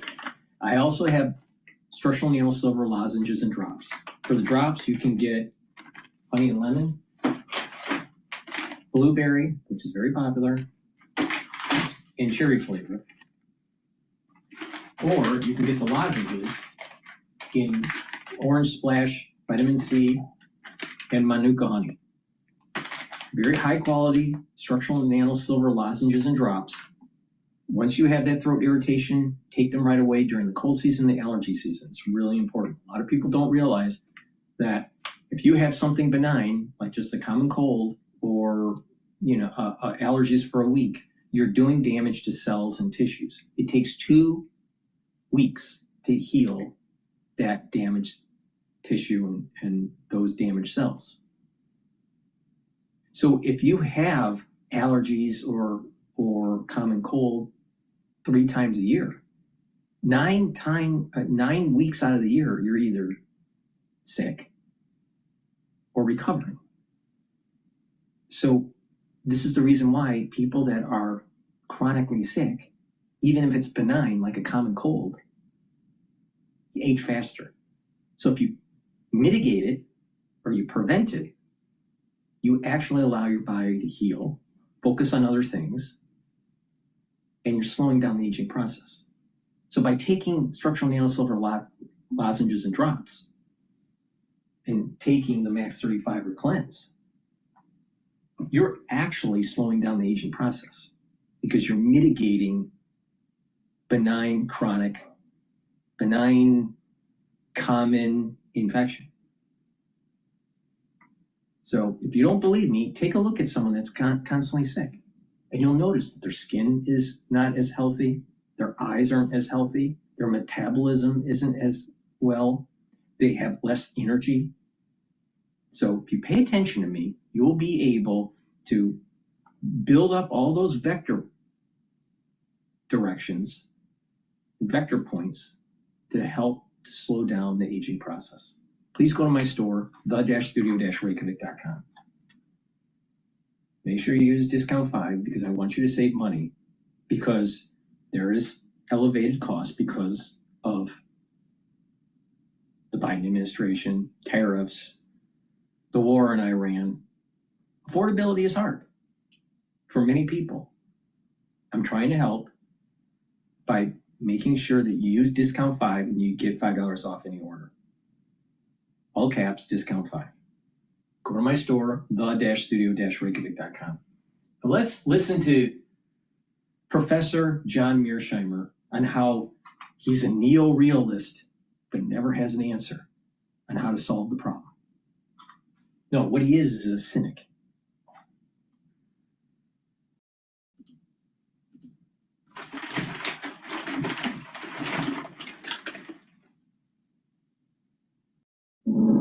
Undeclared wars are commonplace. Tragically, our government engages in preemptive war, otherwise known as aggression, with no complaints from the American people. Sadly, we have become accustomed to living with the illegitimate use of force by government. To develop a truly free society, the issue of initiating force must be understood and rejected. What if sometimes, to love your country, you had to alter or abolish the government? What if Jefferson was right? What if that government is best which governs least? What if it is dangerous to be right when the government is wrong? What if it is better to perish fighting for freedom than to live as a slave? What if freedom's greatest hour of danger is now? Well, for sure there's overreach of government and there's an overreach of the national security state. Is your representative really paying attention to their constituents at home or the lobbying group? So there are many problems here. But when you have an existential threat at the horizon, you better take care of it right away. Now, do you think that Iran,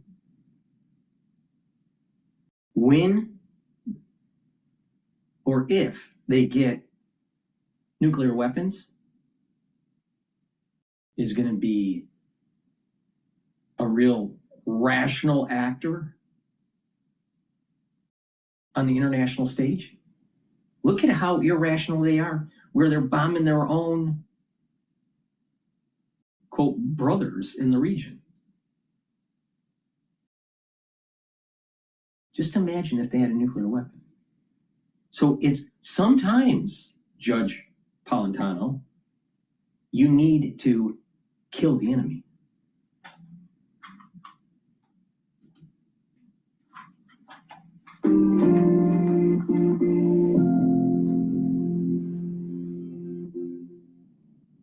Hi, everyone. You come with acrobat, grab your guns, your permits, your moves, AI levels of your pitch, gets it in the groove. Draft, design, deliver, make it sing. AI builds the deck so you can build that thing. Do that, do that, do that with acrobat. Do you support Israel and the Jewish people? Now, more than ever, Israel needs committed friends around the world to...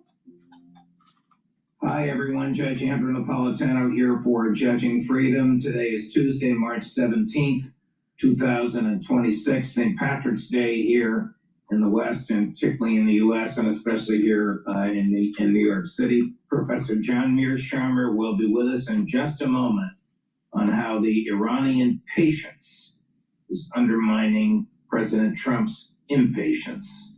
But first this. Don't you just cringe when people say, I told you so? Sorry, I told you gold and silver would reap the benefits due to excessive money printing, inflation, and global uncertainty. It's here. It's happened. Gold. Let me get this straight. Some dude, Judge Polentano, who has a law degree and used to be a judge. That's the reason why he's Judge Polentano. All right. Is going to tell you on how to invest. And his commercial here, this is I'm so tired of podcasters. Right? I know this show is kind of like a podcast, but I'm trying to tell you how to make money from the news instead of being a victim. You want to be a little Rothschild. You know, you want to be a master of your own destiny. Well, you better start listening to me, and not some clown like Judge Polentano. So these people, they have these podcasts and they do these gold commercials and all this. This is all bet against America. Guess what? Never, ever, ever bet against the United States. I think J.P. Morgan, all right, back in the late 1800s and early 1900s, was a little bit more knowledgeable about the financial arena. And he said, J.P. Morgan said, never bet against the United States. Never. Never. Why? Because when you do, she always surprises you and kicks your ass. Here's a classic example. Judge Polentano saying that he's for the Constitution and he's for Jefferson. But when Jefferson became president, he actually was a little bit more aligned to the Federalists. Amazing how that worked. All right? Now, Judge Polentano is telling you to bet against America. Buy gold, buy silver. Oh. No, I'll tell you how to make money. I'll give you details. All right? The S&P 500 is trading at 6,728. All right? So, not too long ago, just a few days ago, it was trading at 6,650. All right? So take your trusty calculator, take 6,727 minus 6,650. All right? That's 77. And you divide it by 6,650. All right? In 2 days, you would have made 1.1, almost 1.2%. Now, if you pay attention to me, this is going to break 7,000. Probably go to 7,400 or 7,800 by year end, maybe even higher. Okay? Now, people that you really think that you're going to be safe in gold, while most gold products that you buy financially in the financial markets, it's not physical. It's just settled by cash. There's not enough gold to go around. So what's the real reason why you're doing it? Oh, you think that your money's going to be safer in gold. All right. Try it. I don't think so. Don't bet against the United States. All right? Don't. Now people go, well, gold's trading at 5,000 or and silver's up and blah, blah, blah, blah, blah. If you're really worried about inflation with a complex social system that has, built-in negative feedback loops, if you're worried about inflation, you buy into equities. Because equities will rise faster than the inflation rate. And that's the reason why bonds start to trade down, because they're worried about inflation. So why would you go into gold? And when you buy into the stock market, you get dividends. Are you getting dividends from gold? Not so much. Depends on how you do it. Maybe if you buy a miner, but that's like buying equities. So here, you got a judge. Look at that face. He's going to tell you, look at that, look at those eyes. He's going to tell you that, oh, bet against America. Buy gold and silver. Yeah. Inflation. I just told you how to make money on the energy market and what's going on here. On the up and the down. He's just saying, oh, there's going to be inflation, buy precious metals. Really? Really, Judge? Really? You really understand, even though you're a judge and a lawyer, what actually Jefferson did? Not just what he said, what he did. Isn't there a phrase? Don't pay attention to so much what someone says, but what they do. Learn some history, Judge. All right, that's just Judge Polentano and the bullshit that he's projecting on his podcast about bet against America.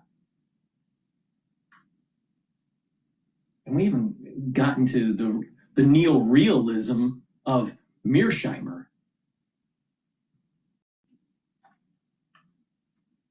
Silver reached all-time highs. Did you call Lear Capital, advise them? It's not too late. Experts are predicting higher prices ahead. So all he cares about is making ad revenue for his podcast. But he's rich enough. Why is he doing it? greed. But Lear Capital, precious metal, and they've been around since 1997. Wow, that's a long time. But if precious metals are so precious, why the fuck are you selling? You ever thought about that? Why are people selling gold to people that are listening to his podcast? Because you're a sucker. That's why.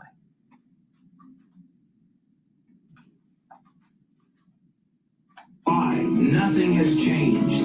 Geopolitical chaos, cost of living crises, and a weaker dollar are driving central banks to Weaker dollar.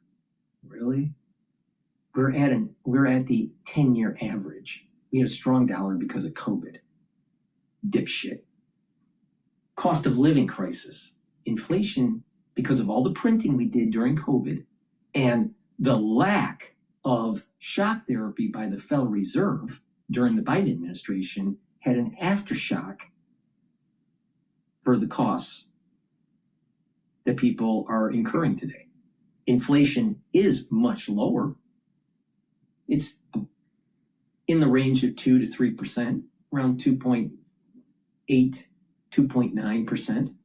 So it's stable, but absolute cost is elevated from 2, 3, 4 years ago. And that's what people are feeling. But how do you fight that? Oh, let me tell you, buy equities. Because that's what the smart people are doing. Smart people aren't buying gold. Don't be stupid. Geopolitical chaos. Oh, you gotta be fearful, so get into gold, get into silver. The geopolitical chaos that's happening in Iran right now, that's affecting the oil markets. If you've been paying attention to me on all my recent transmissions, I'm telling you how to short and long the damn oil price. So you're making money either way. Yeah. Another dipshit. Another guy that has a following, that has a podcast, that doesn't even know what the fuck he's talking about.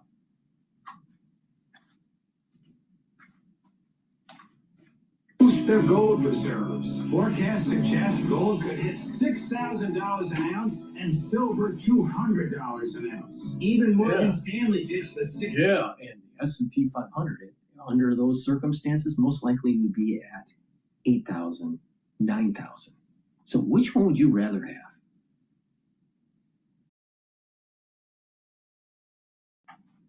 And if you believe the crap that he's saying, that the world's going to end because of the political chaos and the dollar's going to weaken and blah, blah, blah. Again, don't bet against America, Judge. No? Don't bet against America. See, fear. This is all about fear. It's all about fear. And he doesn't give a shit because he's getting ad revenue. Lear Capital selling gold and silver. Precious metals. Why are you selling precious metals?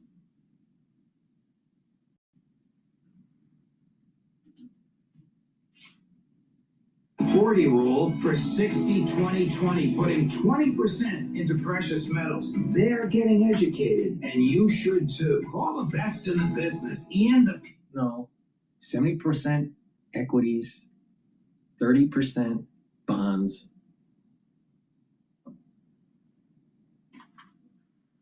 Most likely on the belly of the curve, 7 to 10 year. Judge, please, just stick to the law.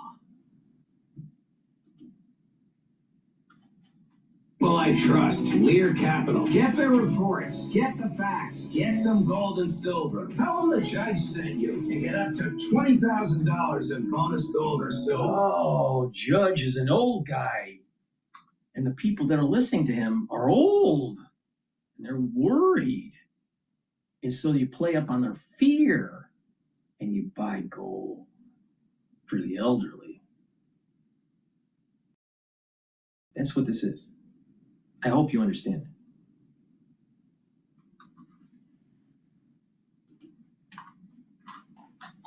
Call 800-511-4620 or go to LearJugsNap.com. Professor Mearsheimer, welcome here, my dear friend. Before we get to your analysis of Iranian inpatient. Now, Mearsheimer, he's one of the big three. Like I said, Kissinger, Brzezinski, and Mearsheimer. All right? He's a neo-realist when it comes to political science. I believe he's a professor at the University of Chicago. He did serve in the military, so thank you for your service, Mearsheimer. But the bottom line is this: you have no fucking answer. All you do is complain. You're a cynic.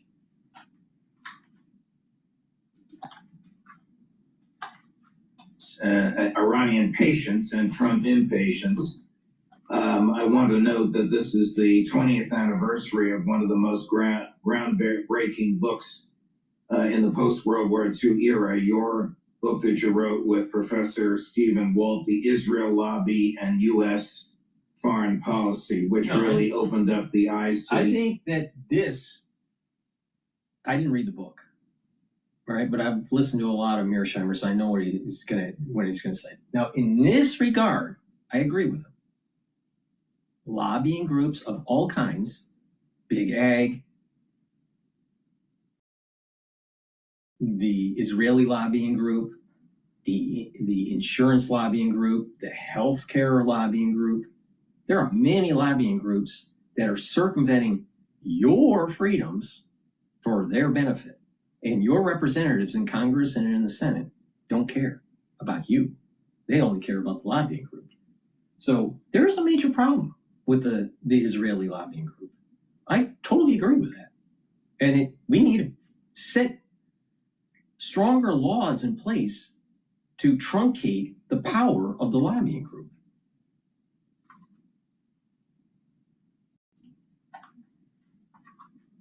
Entire world of the influence that the lobby has on American foreign policy. Today, it seems like a vice, doesn't it? Yes, it certainly does. I think that the lobby is as strong as ever today. And even stronger than when you wrote this book and did all this research 25 years ago. No, I don't think that the lobby group is as strong. I think that they've been weakening since October 7th. Why? Because if you look at the Democratic Party is not older white guys anymore, which seem to align with the Israeli lobbying group. It's starting to shift to a more belligerent left-wing party that's antithetical to the needs and the wants and the desires of the Israeli lobbying group. So the Israeli lobbying group is weakening, not strengthening, or as strong as. Absolutely not. Just look at Schumer, Senator Schumer, who's Jewish, who happens to put cheese on his hamburgers, which you're not supposed to if you're Jewish. But the thing is that he's even concerned about the left wing of the party.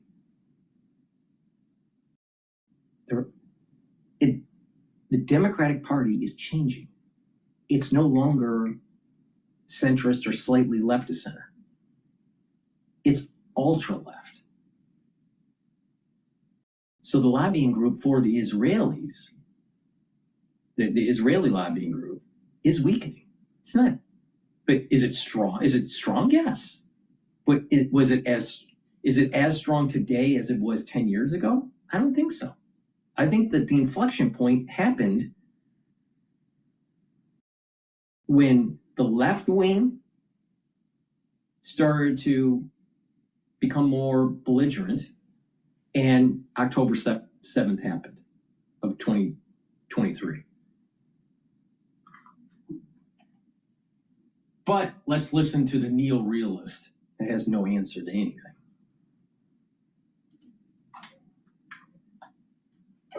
Yeah, I think that it's important to emphasize that the lobby operates at two levels.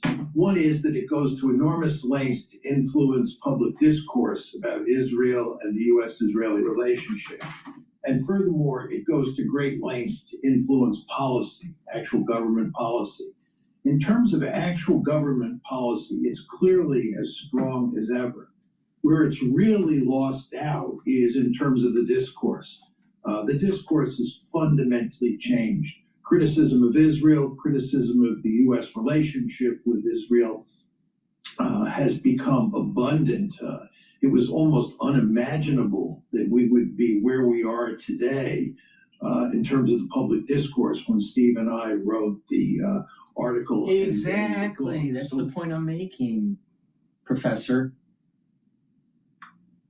10 years ago, 20 years ago, when the left wing of the party wasn't as belligerent, as crazy,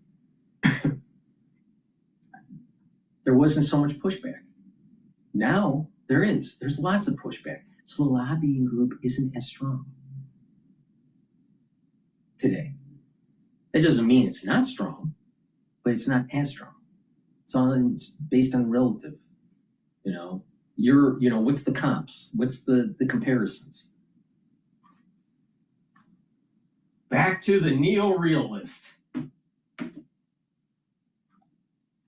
The discourse has changed, and the big question that you have to ask yourself is how long can the policy of supporting Israel no matter what remain in place in a world where the discourse and public opinion has changed so drastically? Can overwhelming public opinion overcome the extraordinary wealth that the lobby has and the manner in which it has used that wealth, funding the political campaigns of 2/3 of the members of Congress?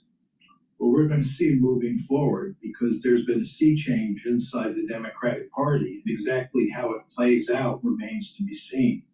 I think it's hard to imagine someone like Rahm Emanuel or Josh Shapiro, who are both joined at the hip with Israel, becoming presidential or even vice presidential candidates inside the Democratic Party.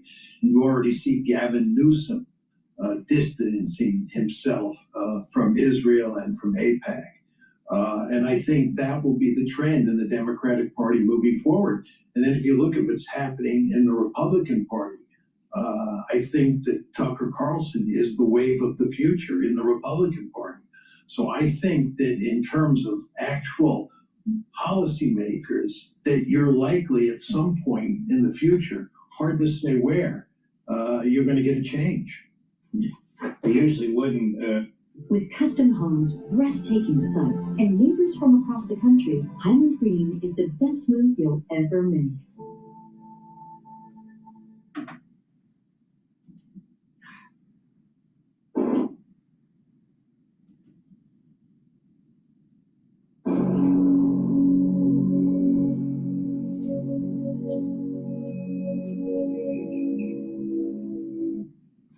I usually wouldn't run a clip of Marjorie Taylor Greene with John Mearsheimer, but she does crystallize the problems in the Republican Party very nicely.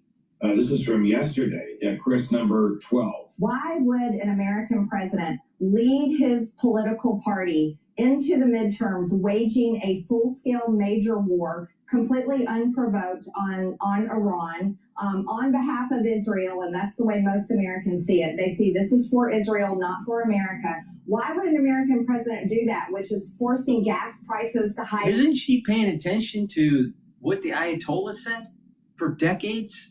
The United States, the great Satan. The little Satan is Israel. We have a target on our back. The United States is a target of Iran. You got to pay attention to this. So to say that the United States, look at Rushdie.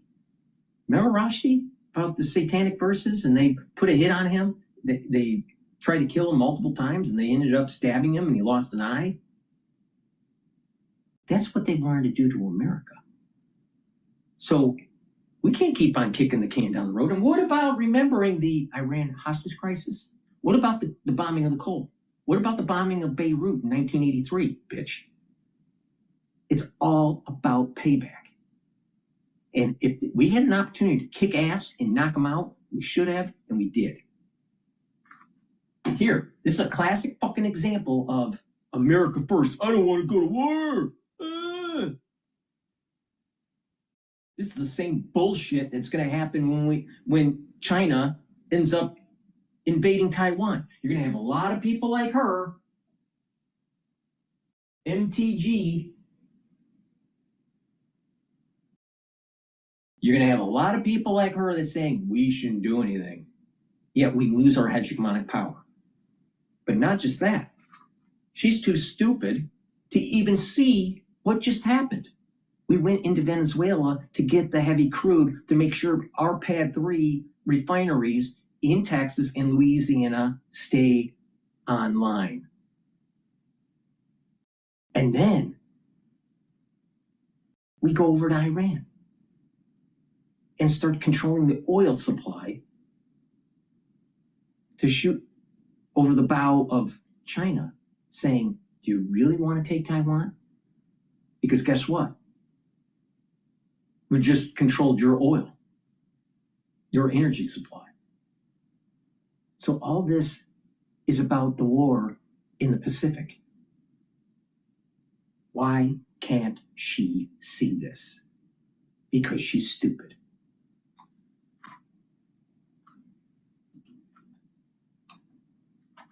Right here, going into spring break, where families are going to be driving out of town, going into summer, declaring and waging a major. Think about this, what she's war. saying. Think about what MTG's saying.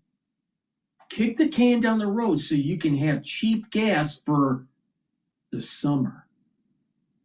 Kick the can down the road so the Republican Party has a better chance in the midterm elections. Selfishness. Selfishness.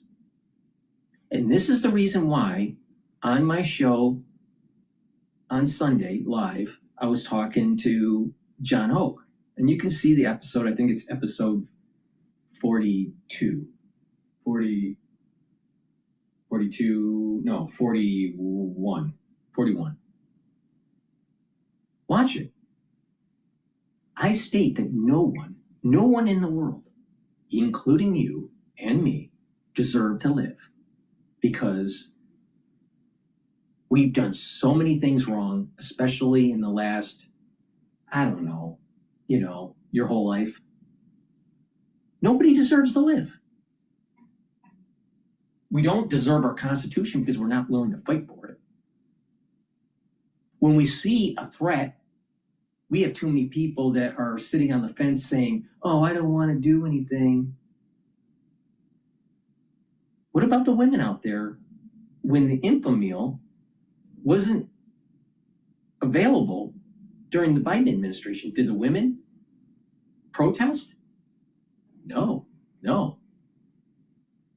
Did you have a society really galvanized and pushing back on the government during the COVID years? No.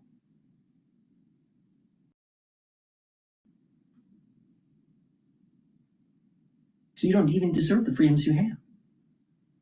Look at all this prosperity we have in the United States. All the freedoms and the economic prosperity.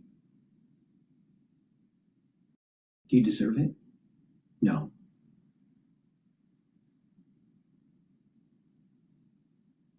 But she's like, no, we have to make sure that we're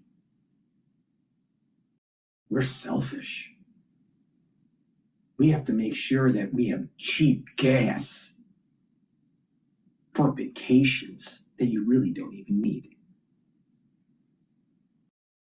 Oh, we have to stay at home and not go and fight in a foreign war because we're America first. That's what she's saying. Selfishness. Selfishness.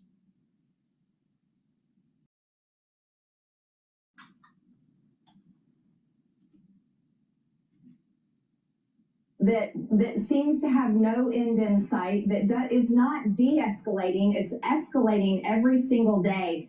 And it just doesn't make sense. We said on every single rally stage, no more foreign wars. No more foreign wars. Okay, obviously she's not too bright, and she probably didn't read Homer or the Odyssey or the Iliad. Probably didn't Thucydides. She probably didn't read Thucydides. She probably didn't understand the Thucydides trap. She probably doesn't realize that if we don't build up our military, if we don't check China's expansionism on the first and second island chains, that we're going to lose our hegemonic power. And our way of life will radically change because they will control the shipping lanes. You know that little thing called the 9-dash line?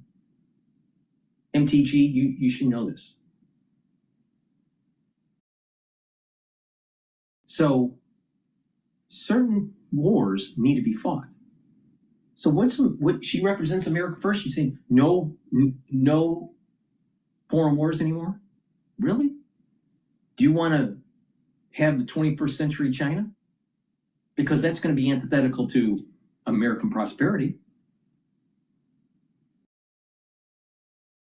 No, we got to get our Julius Caesar ethos, go into Gaul, chop off the fucking heads, put them on stakes, and march back to Rome. That's what we need to do. Instead of a bunch of people going, oh, this is the type of person that weakens America, not strengthens it. There are wars that you need to fight for. There are things that you need to just get the job done. And this has been in the works for 47 years. 47 years. The lack of leadership, being afraid. Now people would say, well, DrPaulCottrell, that's going to help the Israelis. It's also going to help the United States.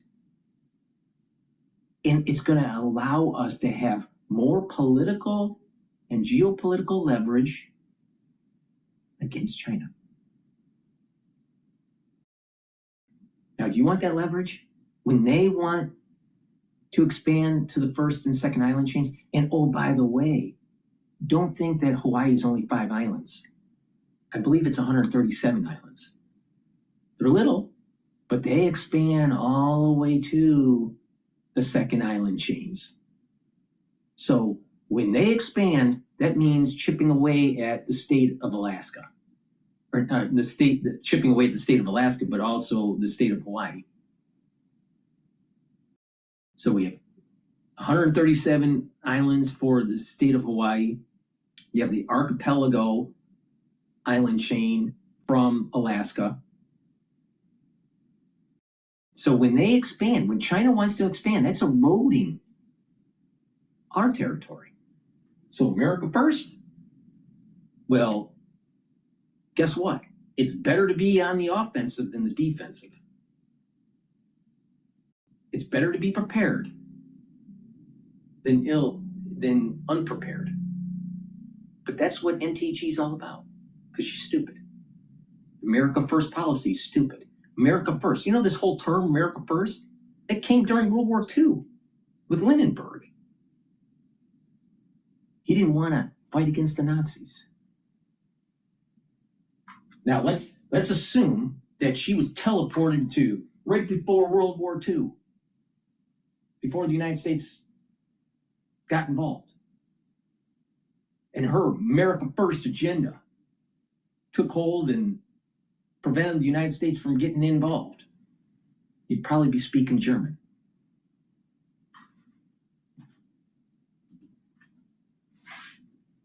More regime change. It's time to put America first, and this is a complete betrayal of those campaign promises. To get into domestic politics with you, but she hits the nail on the head, doesn't she? Yeah, there's no question about it. I agree with everything she says. It's quite remarkable that I often find myself in agreement with Marjorie these days when she's talking about American foreign policy.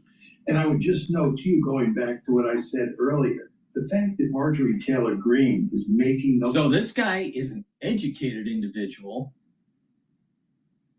Mearsheimer, top three in political science in the United States. And guess what?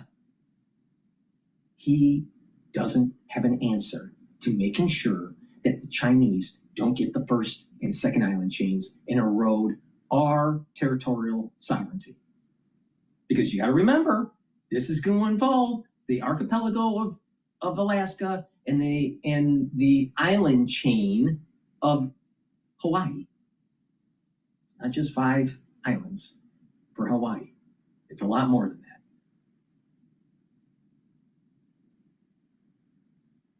What's the answer, Mearsheimer? Oh, cynics don't have answers to fucking anything.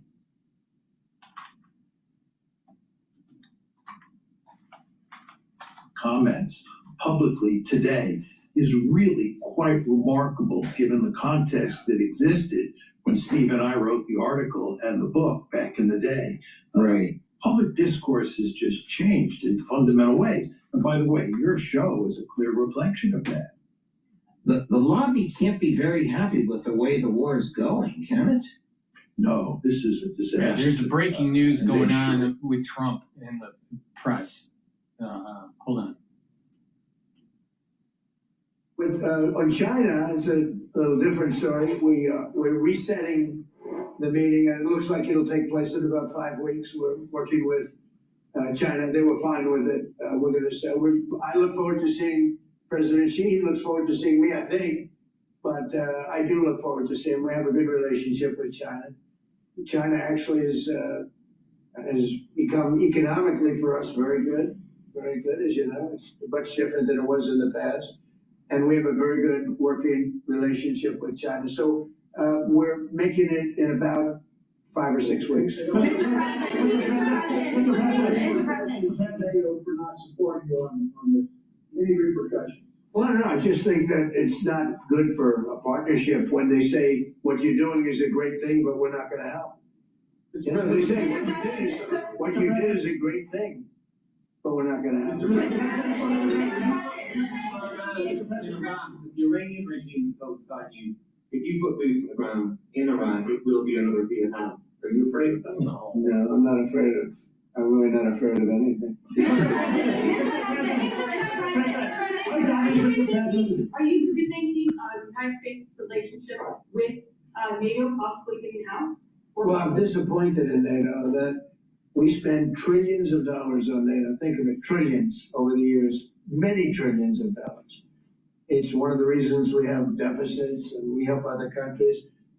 And when they don't help us, I mean, it's certainly something that we should think about. I don't need Congress for that decision. As you probably know, I can make that decision myself. I work with some very smart people. And I'd always deal with Congress anyway, but I don't need Congress for that decision. But, you know, when you say rethink, I have nothing currently in mind, but I will say that I'm not exactly thrilled when we helped them with Ukraine. Ukraine would have been over in 1 day if we'd have known. Frankly, Ukraine would have been over the first day. They had the best equipment in the world. It was our equipment, given by Sleepy Joe Biden. No charge, no charge. Hundreds of billions of dollars of the best equipment in the world, no charge. I will say that I'm not happy about it. Mr. President, one on Iran and one on Cuba. Is Iran now a bigger foreign policy priority for you than China? And on Cuba, the Cuban government. Iran is just a military operation to me. Iran is something that was essentially largely over in 2 or 3 days because the Navy was wiped out almost immediately. The Air Force came next. The anti-aircraft came next. I mean, we're flying over Iran. We could take out their electric capacity in 1 hour. We have there's nothing they can do right now because everything is knocked out. They have no radar, no anti-aircraft. They have nothing. And we don't, and it was a decision I made, we discussed it, Pete, Marco, JD, all of us, Chris, we discussed it. We can knock out their electricity in a matter of minutes if we wanted to. There's nothing they can do about it. We can knock out their oil in Carg Island. The only thing we didn't take out was their oil, because if we knock out, I call them the pipes, very complex. But if you do that, it'll take them forever to rebuild, meaning whoever, and hopefully it's a sane group of people, but whoever it is, it's gonna be running that, and we're gonna try to get people that are gonna run it well, and, you know, it's gonna be a prosperous, wonderful place. It used to be, you know, you go back, it used to be the people are great, the people are smart and energetic, and it used to be very successful. Now it's a country run by fear. It's a country where they tell protesters, don't go outside, because if you do, we're gonna kill you.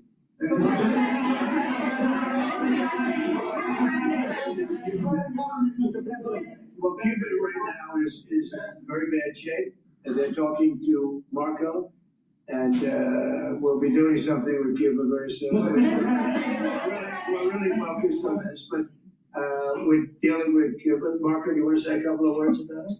Yeah, I mean, Cuba has an economy that doesn't work and a political and governmental system that can't fix it. Yesterday's not dramatic enough, it's not gonna fix it. So they've got some big decisions to make over there. But Secretary Rubio, do you support, and I know this is up to Congress, but do you support easing the Cuban trade embargo if you get more cooperation from them? Well, I'm not gonna discuss what we would talk about or not. Suffice it to say that the embargo is tied to political change on the island. The law has been, the embargo is codified. And, but the bottom line is their economy doesn't work. It's a non-functional economy. It's an economy that has survived. It's that revolution, it's not even a revolution, that thing they have, has survived on subsidies from the Soviet Union and now from Venezuela. They don't get subsidies anymore, so they're in a lot of trouble. And the people in charge, they don't know how to fix it. So they have to get new people in charge. That's what And the relationship we have with Venezuela has been, I think you could almost say incredible. It's been really good. It's been good for Venezuela, and it's been good for us. And I congratulate the Venezuelan baseball team, because that was a big win, and I guess they play another game tonight in the finals. But like, this is the first time they've ever been in the finals, and it was pretty exciting. Yeah. Around the justification of relation to you, do you not have a day off to plan? And if so, what is the day off to plan for? Well, we have a lot. Look, if we left right now, it would take 10 years for them to rebuild.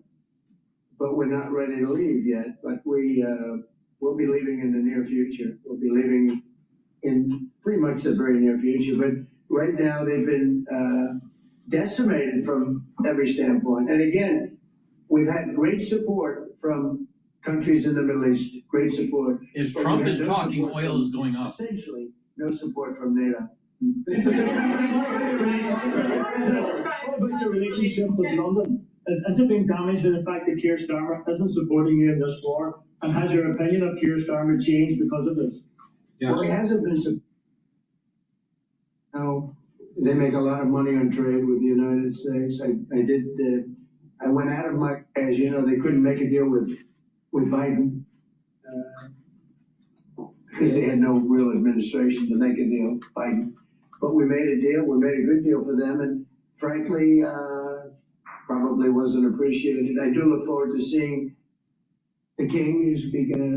He's gonna be coming, as you know, very shortly. But no, I was disappointed because Keir was willing to send 2 aircraft carriers after we won, because essentially there's no threat for the aircraft carriers right now. And they said, no, we want things sent before the war, not after the war is won. So, yeah, I'm disappointed with Keir. I like him. I think he's a nice man, but I'm disappointed. You see that man right there? You know who that is? The late, great Winston Churchill.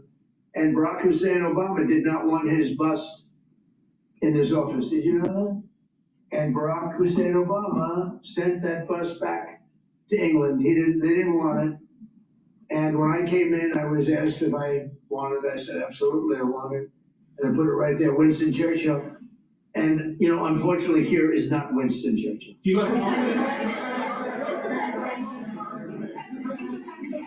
Just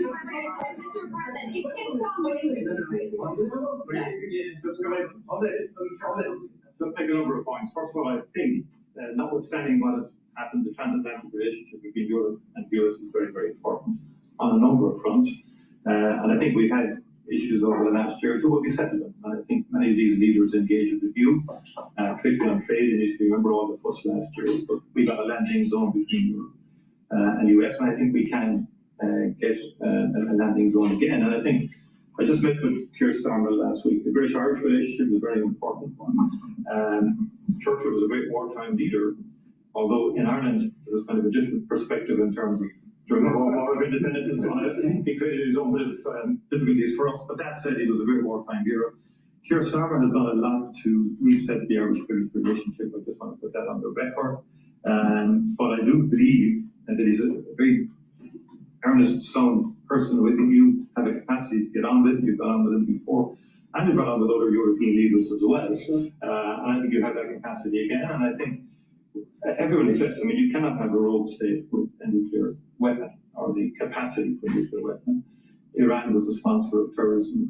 We sanctioned Iran. All European countries did as a terror, and the IRGC in particular as a terrorist organization. They sponsored Hamas. They sponsored Hezbollah. The Houthis. They created mayhem, a most maligned force in the Middle East. The Irish position has always been ultimately, can we resolve this? Can we get peace? And obviously there's preconditions before we get to that situation. We had our own conflict, which went on for 30 years, and we learned a lot from that in terms of how to try and bring about peace. And I think I listened to you in terms of, you're correct. I mean, our hearts go to the Iranian people who have been repressed and suppressed for so many years, culminating in that savage murder of thousands and thousands. Exactly. The secular, educated part of the Iranian society wants freedom. Mearsheimer thinks that we shouldn't get involved. MTG thinks we shouldn't get involved. We shouldn't help people. And it's a win-win.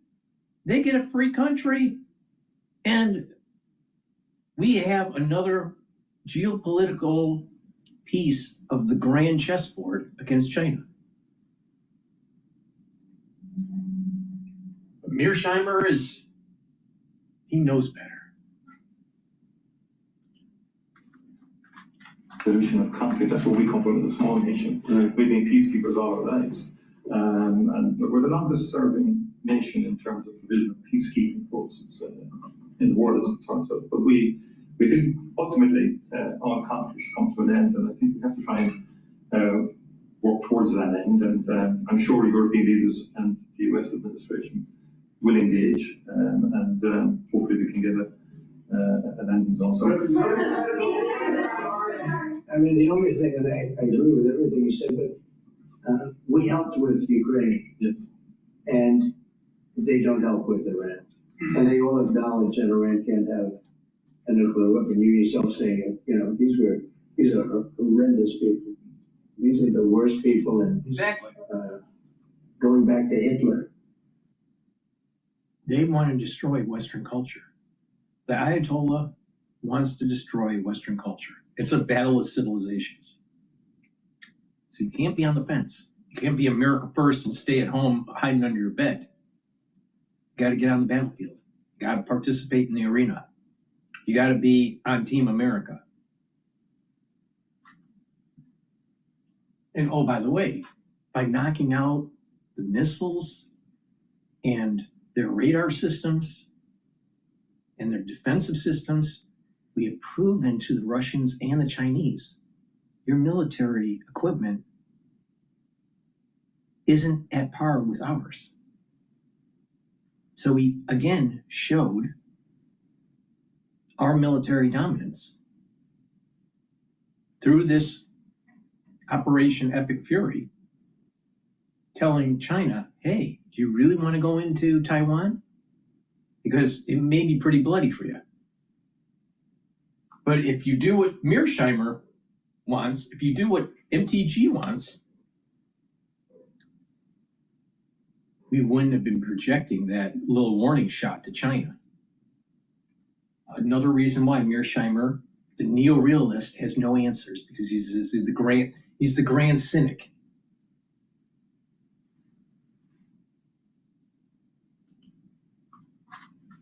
And making the case to the British public as to why he should be supporting you. Could you do that now and talk to the UK and to news viewers about why it's in their interest that we help you? Well, because we have a tremendous long-term relationship with the UK. I mean, people would say it's the best. I don't want to get into that, but we've had, it was the longest, the oldest, should be the best. Always was the best until Keir came along, and I like him. He's a nice man. He says everything beautiful. He's a very nice man with a beautiful family. Everything's perfect, but he doesn't produce. And I think it's very inexpensive. I just said, you don't have to send me aircraft carriers, send me a couple of Minesweepers. We don't need your aircraft carriers. But even the aircraft carriers, he would only send them after we essentially won. I mean, he's sending them when there are no planes left. When the missiles are down to 8%, they have like 8% of the missiles. With the rest, we demolish the missiles, and the factories, largely the factories are going even as we speak. They just hit another factory, and they have a lot of missile factories. They have a lot of drone factories, and so he's, wants to send them when we don't need them. But we'd like to have Minesweepers, because just in case, we don't know that there are any mines now, because we wiped out, I think, 24. They actually have, think of this for country. They have 24 boats that do nothing but put mines in the water. This doesn't sound like a great country. This doesn't sound like a friendly country, but we killed all of those boats. They're at the bottom of the sea. So we don't even know if there are any mines there, but if there are, we'd like to have a little help in finding them. Probably most importantly. Would you like to change your mind? You have confidence in Keir Starmer, would you prepare to deal Well, it's not for me, it's really for the people of the UK to have confidence. Of course, but is he I've been very critical of Keir, and I did it in a friendly way. I said, if you don't change your energy thing and get away from windmills and go back to oil and gas, and you have something that's no other country has. Very few countries have anything like it, the North Sea. You have some of the greatest oil and oil deposits in the entire world, the North Sea. They don't use it. You buy a lot of your oil from Norway. You know where they get their oil? From the North Sea. And you pay and I tell them, and you have the better part of the North Sea. So why aren't they taking the oil from the North Sea? Why are they buying oil from Norway? But they have windmills all over the country, destroying those gorgeous Scottish fields and those beautiful fields, all over the windmills, which don't work. They're tremendously expensive. And the best testament to that is the windmills are made in China, but China doesn't use them. You know what China uses? Coal. They're building 58 coal-fired plants right now. That's up to them. But these foolish countries that are buying windmills, putting them out of business, I'm proudly telling you that we're going to try and have no windmills built in the United States during my They're very bad. They're very bad environmentally. They kill the birds. They're unsightly. They make a lot of noise. And for some reason, the environmentalists love windmills, okay?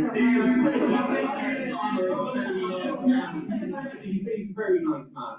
I think he's a nice man, but I disagree with him on two things primarily. His immigration policy is a disaster, and his energy policy is a disaster. And they're about the biggest policies you can have. You've allowed millions and millions and millions of people to come into your country that shouldn't be there. And by the way, that's all over Europe. Europe is a different place. It's a different place. And I originate, to put it nicely, many of us do, from Europe. I love Europe. I've spent a lot of time in Europe. It's a different place. Bad things have happened to Europe. Very bad things. And you better do something about immigration, and you better do something about energy, or you won't have a Europe. It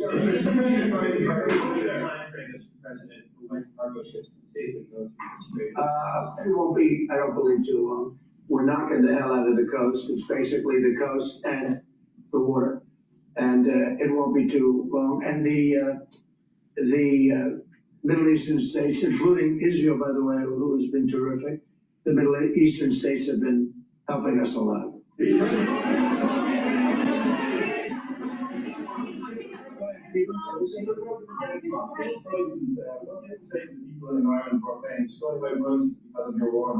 Well, I think the people in Ireland are very happy that I'm getting rid of, I have a lot of friends from Ireland, they're very happy that I'm getting rid of a nuclear power, a nuclear terrorist. And as soon as that war's over, which will be soon, your prices are gonna drop like a rock. You watch. I've been very good at predicting. What do you think about our president's comments about is breaking international law? What do you think about our president's comments? Can you speak? You're speaking right into your phone. How do you respond to the recognition groups against the US embassy and consulate in Brighteon? You want to answer that? Yeah. You want to? Yeah. Marco, obviously, Secretary of State has control over the embassy. Look, there have been a lot of militia attacks against our base or our embassy in Iran. I think Marco's done a good job of limiting the number of people who are at that embassy so we can provide essential functions, but also protect our people. But it goes to show there are a lot of terrorists in that region of the world, and we've got to eliminate when we find them. And you can't give them nuclear weapons. You can give them rifles, you can give them guns, you can't give them nuclear weapons. I think we agree very strongly. Yes, excuse me. Just first of all, I will say that Europe is still a very good place to live in. Good. And not have to finish. I'm glad to hear that. And our view is you have to have robust and fair rules around migration. But on the other hand, a lot of people, within the European Union, we have free mobility of people.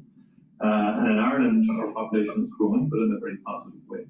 Our economy is going well because we're attracting a lot of people from Europe and beyond into work, legally and validly in our country. In fact, I'd love if we could develop a legal pathway between the US and Ireland into the future because of our history and so on, that we could have a legal pathway because no one is in favor of illegal migration or and so forth. So you have to have robust rules for that.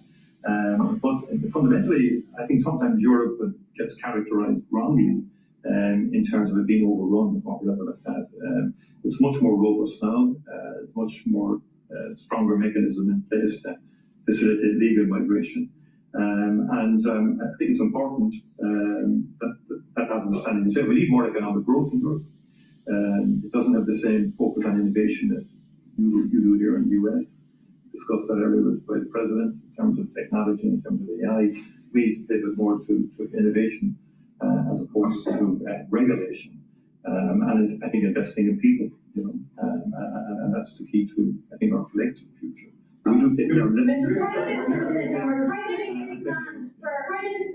Prime Minister, our president has said that your war against Iran is illegal, it's an attack on international law. Who said that? The Irish president. Look, he's lucky I exist. That's all I can say.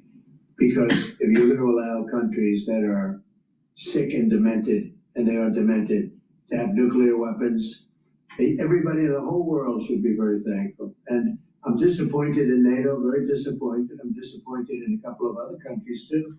But they should be very thankful that this group of people feels the way we do. Because if a country like Iran is allowed to have the power of a nuclear weapon, if we didn't stop them, I stopped them twice. I stopped them my first term when I terminated the Iran nuclear deal, which was Barack Obama's deal. It was maybe the worst deal I've ever seen.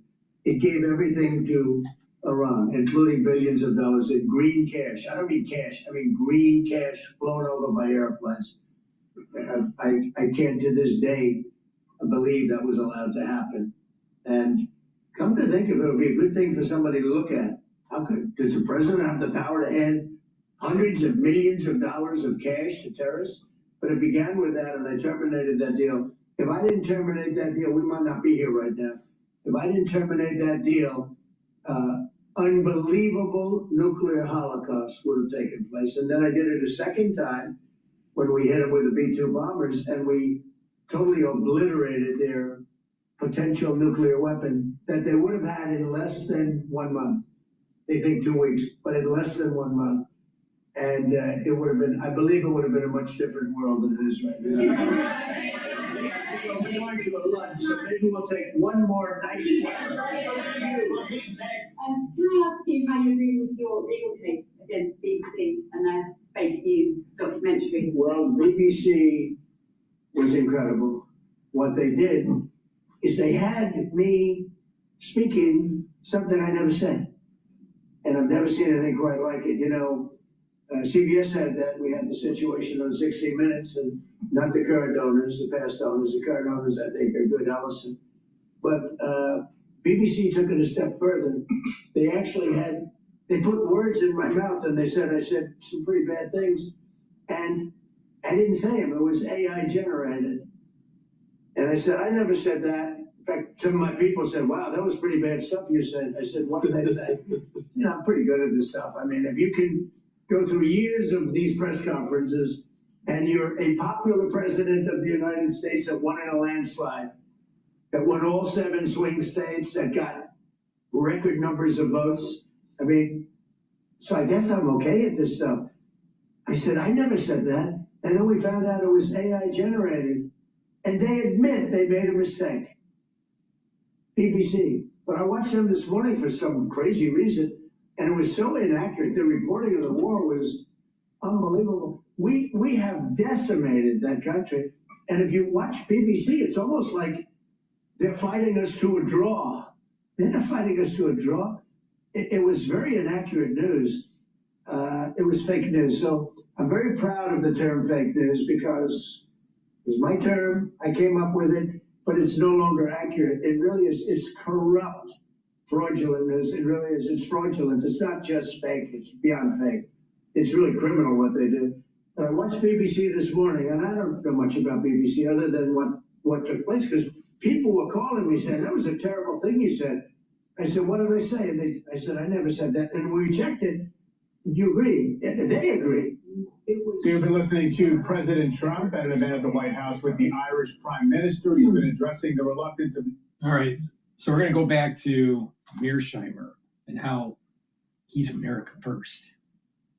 Please go to my store, the-studio-reykjavik.com. Get the Boomer Boost. This has 68 nutrients. This has a very comprehensive compound profile shown on the screen. You can read the label in detail on my website, the-studio-reykjavik.com. This will help to slow down the aging process and increase your longevity. It focuses on different systems. It helps to bring down inflammation. It helps your endocrine system and your immune system, your brain function, your cardiovascular health. It also will improve your metabolism and your energy production. And by bringing down inflammation, not only is it helping your immune system, but it's also helping with your joints. And you're going to be able to control your A1C levels, your blood glucose levels. Really important. Build musculature. This is a great supplement to be taking every day. You will start to feel the effects of this within 72 hours. You take this regularly, and you're going to slow down the aging process. And you're going to have more vitality. You're going to have more energy. You're going to be just more active. Another great supplement that you can take separately or stack it with the Boomer Boost is the heirloom barley.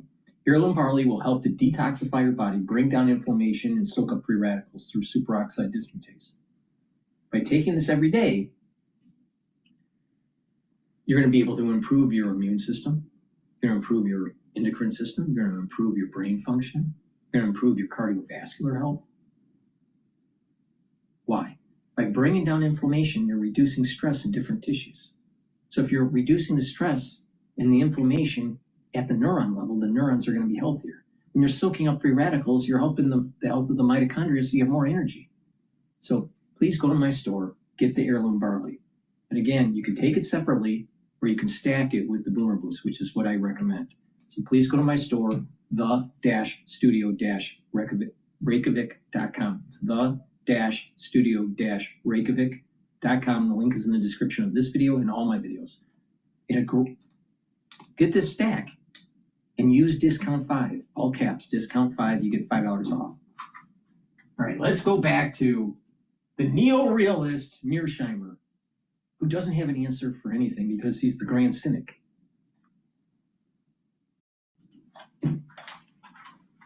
know that. These are basically very smart people who are in charge of the major organizations, and even the individuals who wield influence pretty much on their own are very smart.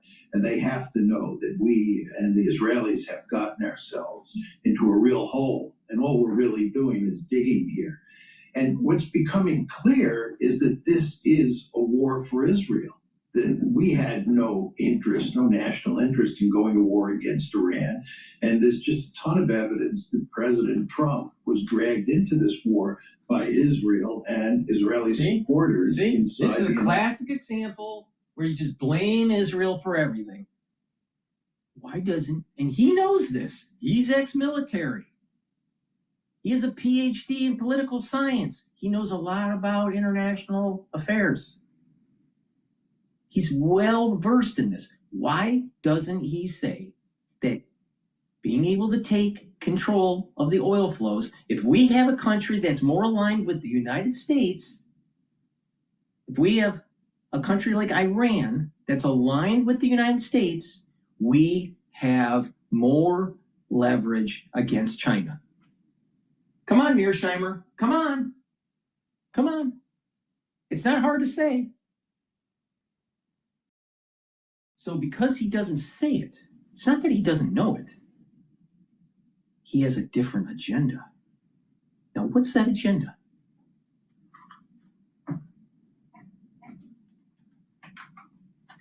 States. And that's one part of the story. But the other part of the story is that the war is going very badly. And hardly anyone I know can see how we come out of this winning. So if Israel is seen to be responsible for pulling us into a losing war, this will be, I think, disastrous for the lobby. How would you even define winning? Absolutely perfection. Hands down, the best show I've ever seen. I almost cried like 8 times. I don't think anybody. Now, I know that everyone has goldfish memory, but if you just roll back to some of the older podcasts that Mearsheimer was on with Judge Polentano, the guy that's telling you to buy gold and silver because of chaos geopolitically, all right? He said that Israel was losing. He said the same bullshit that Scott Ritter said. And guess what? Hamas and Hezbollah are decimated. And the project for a greater Israel is even more higher probability now. Does that sound like a losing strategy? Mearsheimer? Huh? So if he got Israel wrong with thinking that Hamas was going to, drag Israel into some sort of Vietnam, their version of Vietnam, Gaza's gone. It's a parking lot now. It's totally decimated. There's nothing left. Nothing. He got that wrong. What about Hezbollah? He got that wrong. What about Syria? Got that wrong. So maybe he's going to get his take on Iran wrong too? I think so. Who's right? Who's going to play out to be the victor in this in terms of prediction? Dr. Paul Cottrell or Dr. Mearsheimer? Dr. Paul Cottrell is 100% right on this one. Top 3 in terms of international affairs and political science. And guess what? Can't get modern events correct. With that stupid face. War like this. Winning the war, as I always say, is largely a function of whether or not you achieve the objectives that you set out before the war started. People like to focus on battles and the assassination of this person or that person, but the key question is, what are your objectives, and are you likely to achieve those objectives? And almost everybody agrees it's almost impossible to see how we're going to get regime change, how we're going to get Iran to give up its nuclear enrichment capability, its ballistic missiles, and its support for the Houthis, Hamas, and Hezbollah. How do we do that? Nobody can tell a story how we achieve those particular ends. And if you can't tell a story like that, you don't win the war. I just wonder what kind of advice the president got if he's surrounded by yes men. There was that article, we talked about this in the Washington Post, very lengthy, very detailed, classic venue for the CIA and military people to leak information claiming that General Kane warned the president about these very things that are happening now. And the president wrote that, it's not true, it's not true, it's not true. Nobody believes him when he says these things. But they obviously, the people around the president, grossly miscalculated the resilience of the Iranian people, the strength of the Iranian government, and the asymmetrical nature of the Iranian military response. I think you have to be very careful when you talk about the people around him. I actually think in this case, the deep state, for lack of a better phrase, told him what was going to happen. It's now no. The bigger question is why did Judge Palatano say the Iranian people and how strong they are against the big bad wolf, the greater Satan, aka Team USA? Why did Judge Palatano say that? Isn't he aware that there's a large secular part of that society that's educated, that's being held down by the theocratic regime? Come on. I mean, it's well known. All you got to do is use Grok or ChatGPT. You don't even have to think.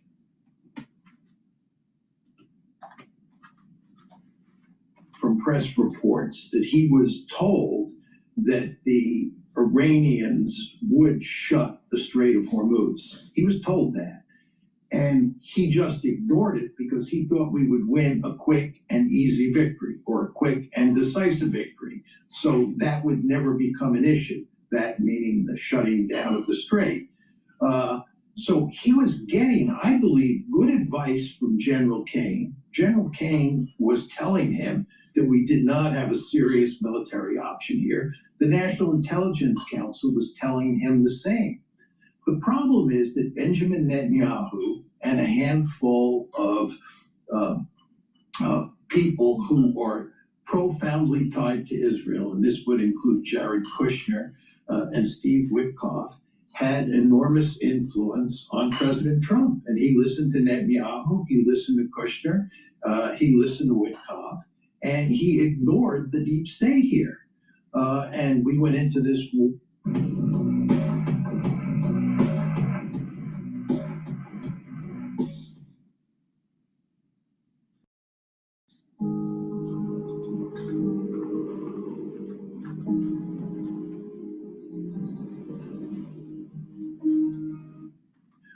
And we went into this war without clear objectives, without a clear plan.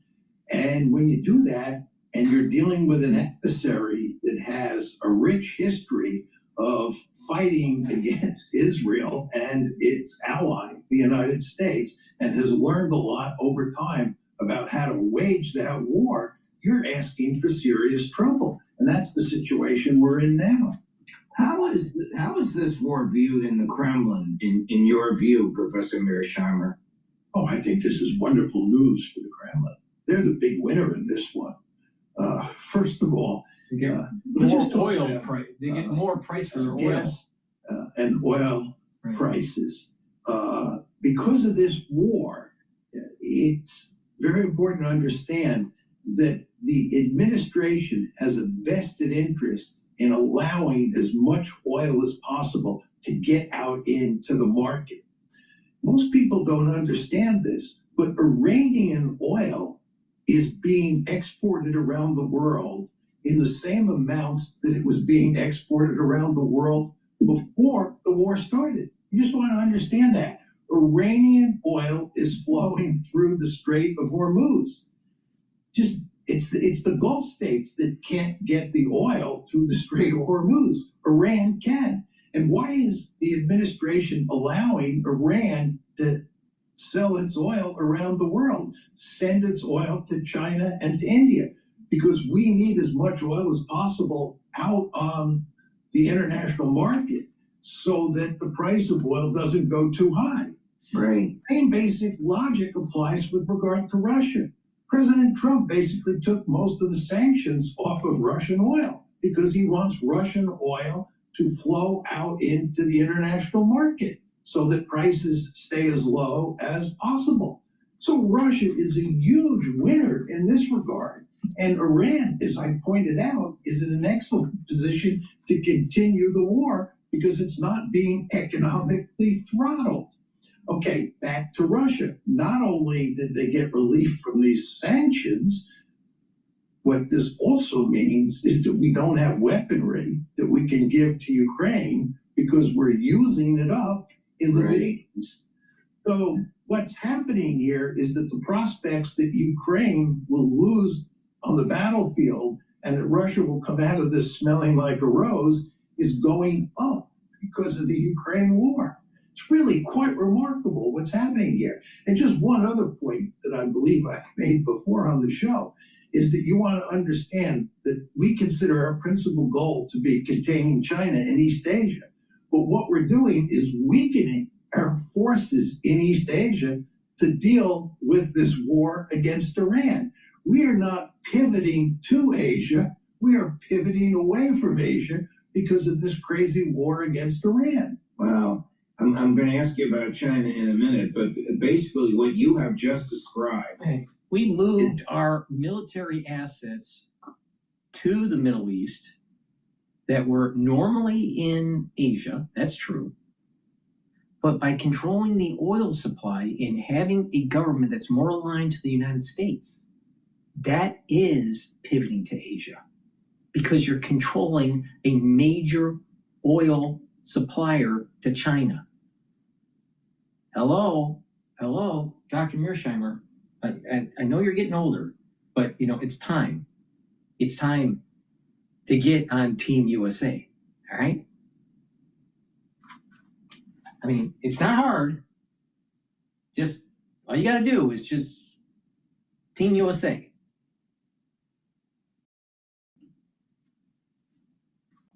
Economics 101. Now, wouldn't Scott Bessent or the Secretary of the Treasury or someone in Trump's orbit have explained this to him? You realize what's going to happen? You're going to add a lot of... See, this is a classic example of short-term pain for long-term solution can't be had because you have short-sightedness by Judge Paulantano and the rest of America and the America First policies. Team USA isn't necessarily America First because America First policy is kind of a misnomer. America First, it means be a pacifist. That's what it means. For most people that are aligned with that kind of thing. So, wait a minute, Judge Paulantano. A president assesses the risks. It is his prerogative to decide which path to take based on what he thinks, based on his life experience, based on domestic and international landscapes, what his advisors are doing, and makes a determination. It is the president's prerogative to go against his advisors. Hell, if you pay attention to Judge Paulantano, if JFK took the advice of Judge Paulantano during the Cuban Missile Crisis, we wouldn't have had a de-escalation. We would have had nuclear exchange with Russia, with the Soviet Union during the Cuban Missile Crisis. You know why? because most of the generals wanted to hit with nuclear weapons. The Soviet Union, all right? And the Soviet Union was trying to find some sort of off-ramp. Thank God that JFK and RFK had back channels talking to the Soviet Union to try to de-escalate it. But our generals wanted nuclear war in 1961. Or is it 2? And the Cuban Missile Crisis was 61, I think it was. So maybe having a president that doesn't pay attention to all of his advisors, but listens, makes his own assessment of the landscape and makes a determination, is more prudent than just being a puppet to the advisors. Judge, you're an educated individual. You should know better. Mearsheimer, come on.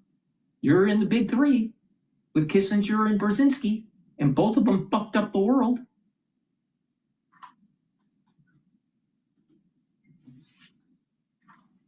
To Putin's treasury, because he's going to be selling more oil and he's going to be selling it at a higher price.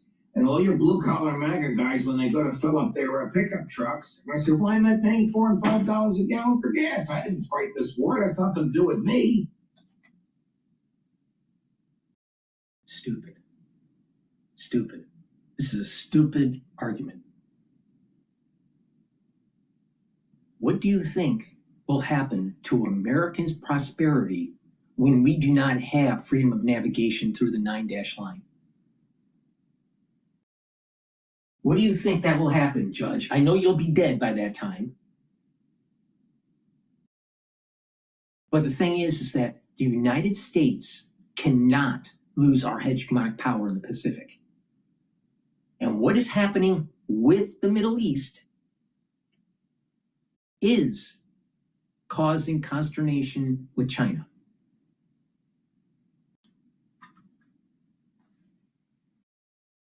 So when you're just looking at it from, well, I'm putting more money in my gas tank because the oil prices are high because we're fighting a war in Iran for Israel. What do you think that same guy will say when he doesn't have a job and the stock market crashes and we literally lose our empire that catapulted us into the situation that we're in now after World War II? What happens when we lose that? Judge Polentano, the know-it-all. What are you going to do? What are you going to do then? Maybe you should take a lesson with what Jefferson did, not said, when he was president. And that was he used force. He used force. Wake up, Judge. Learn your history. Come on. Come on.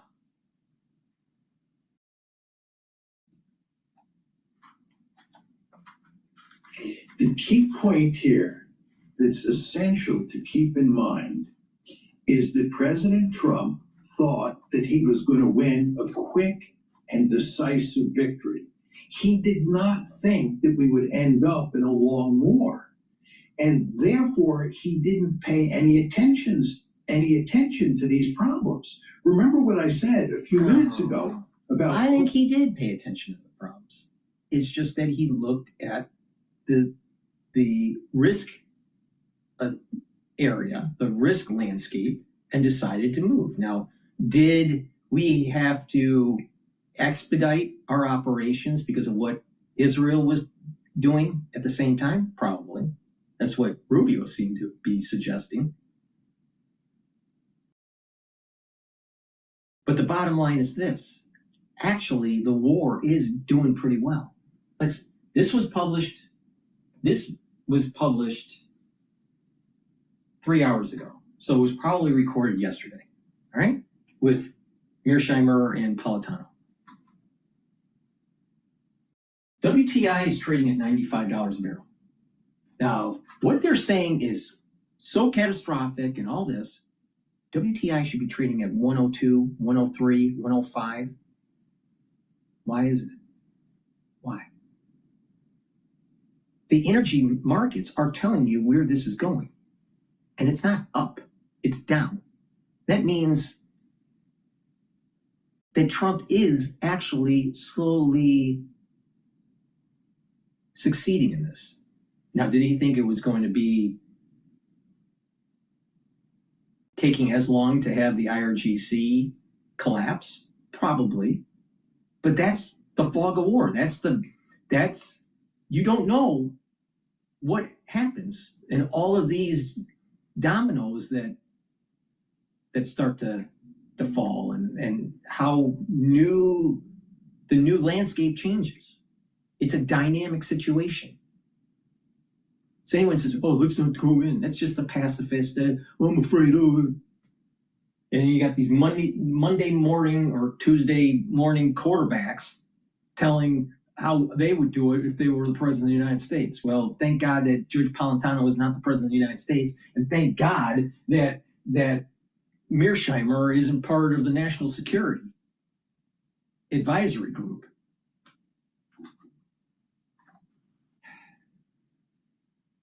So, are the energy markets wrong? It's trading at 95. Now, is it elevated from the 80s or the 70s? Yeah, of course it is. But instead of whining, short oil and wait it out and make a lot of money. Instead of being a whiner like fucking Mearsheimer. Don't bet against America, I'm telling you. She will always surprise you. You know why? You know why? Because America, for some, and I know this is going to sound, America's exceptional, but it is. The United States has a blessing. And as long as we maintain that blessing, we will be fine. Now, Trump is a blessed individual, more blessed than you'll ever be. Is he an intellectual? No. Does he have a lot of faults? Yeah. But he's blessed. Do you really want to bet against a person that's blessed? Sometimes being lucky is a lot better than being good.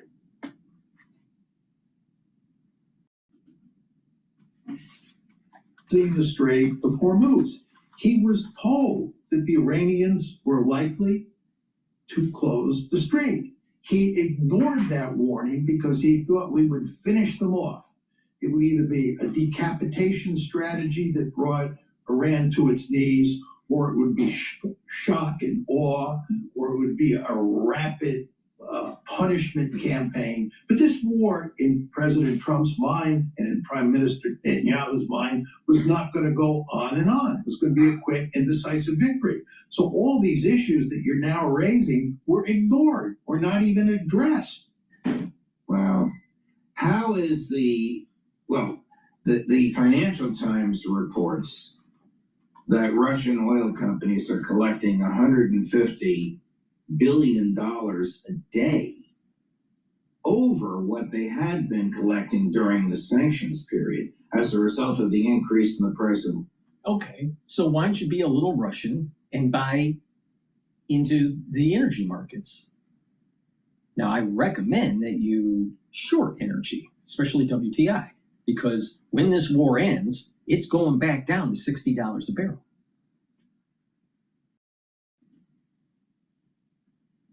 That is extraordinary. I'm not familiar with the Russian tax scheme, but somehow that has to be contributing marvelously to the Kremlin's treasury. I think that's 150 million. I'm not absolutely sure. Sounds more reasonable that it would be 150 million. It's still a lot of money, $150 million a day. There's absolutely no question about this. This war is a real boon for the Russians. It's really quite remarkable. I mean, if you begin to assess what's happened here, this war is catastrophic on so many dimensions. Just take the Europeans. Our relations with the Europeans were terrible before the war, but now they're worse than ever. President Trump wanted the Europeans to send naval forces to help the Americans crash through the Strait of Hormuz. And they refused. And if you look at how the Germans have reacted, it's really quite remarkable how hard-nosed that they have been with us. The Minister of Defense said, "This is not our war."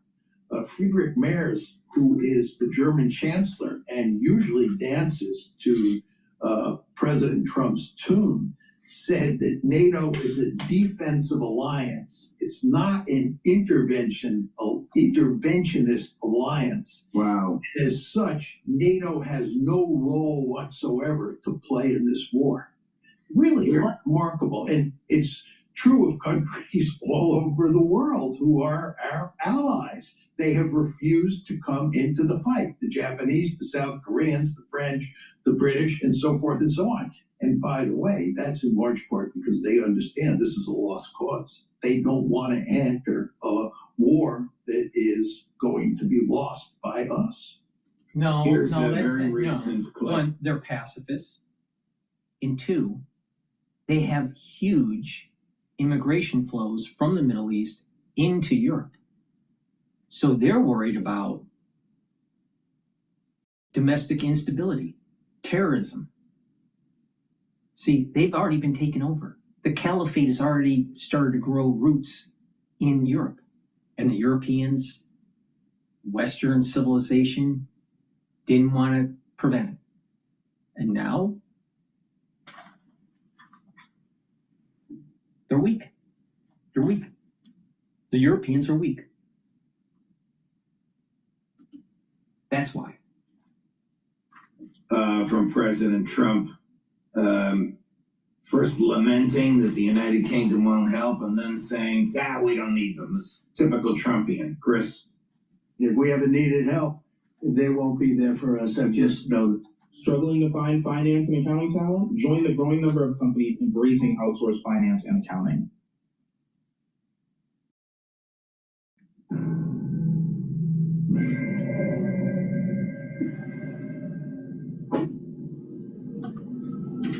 They won't be there for us. I've just known that for a long period of time. We have some that are really enthusiastic. They're coming already. This is a need. Need would be one of the big boys. If we need their mine boats, or if we need anything, any piece of apparatus that they may have because of the situation that they have, they should be jumping to help us. We want them to come and help us with the strait. My attitude is, we don't need anybody. We're the strongest nation in the world. We have the strongest military by far in the world. We don't need them. Where is he on this? I guess maybe he's lamenting the inevitable. That, he talks New York, all right? You know, and you got to understand, you got to interpret the New York talk, all right? What Trump is basically saying is that we have the strongest military. We don't absolutely need them to help us. We can go it alone. But if they do help, it's going to speed up the process to open up the straits. That's what Trump is saying.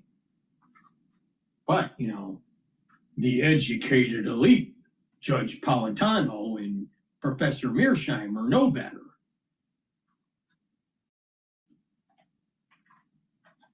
their Starmer has basically said to him, this is Israel's war, it's not ours. Well, the problem is he's desperate here. Right? He knows he has to open the strait and that he has to get oil from the Gulf states flowing back into the international oil. Right. He just Right. And the signal from the energy markets is that oil is trading down from the peak of this crisis. It's trading at 95, almost $94 handle. It's at 95.05 right now, right at this moment in time. If they were right, oil would be trading higher. Now, why is that? Because there is a intelligence within financial markets. There is the information is digested and supply and demand. Yes, there's behavioral finance involved, behavioral dynamics, but it's digesting the information And it's responding. And it's saying, don't worry. This thing is actually in the near term, because you got to look at the oil markets in terms of futures. And the next contract, the May contract, is showing that it's not going to spike. Now, things could change, new information, but if everything stays the same, oil is going to go down. So the energy markets and the intelligence of the futures market is stating the opposite of what Mearsheimer is saying. Now, which one do you think is probably higher probability to take hold? What the future market is doing, or what this neo-realist cynic is saying? Trust me, the financial markets know more.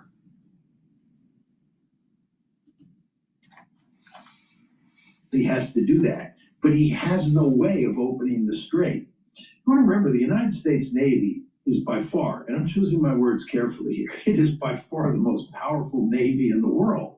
And we have a huge chunk of that Navy in the Middle East, 2 carrier battle groups, for example. But we can't force our way through the Strait of Hormuz with that incredibly powerful Navy.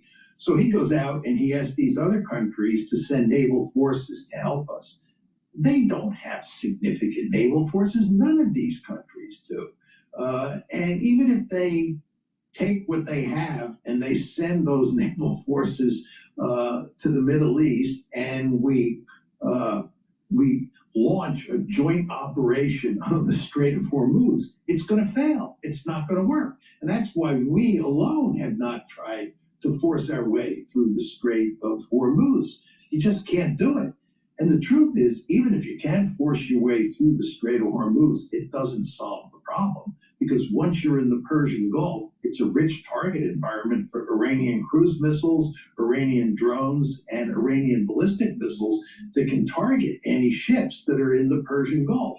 And furthermore, the Iranians always have the option of just destroying the oil refineries, the oil installations of the Gulf states. So even if the straits are open, there's no oil to go through them.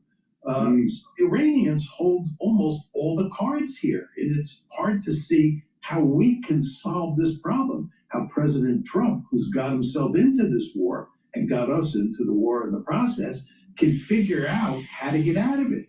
There's just no way that anyone can see at this point in time to fix this problem. How is this war viewed in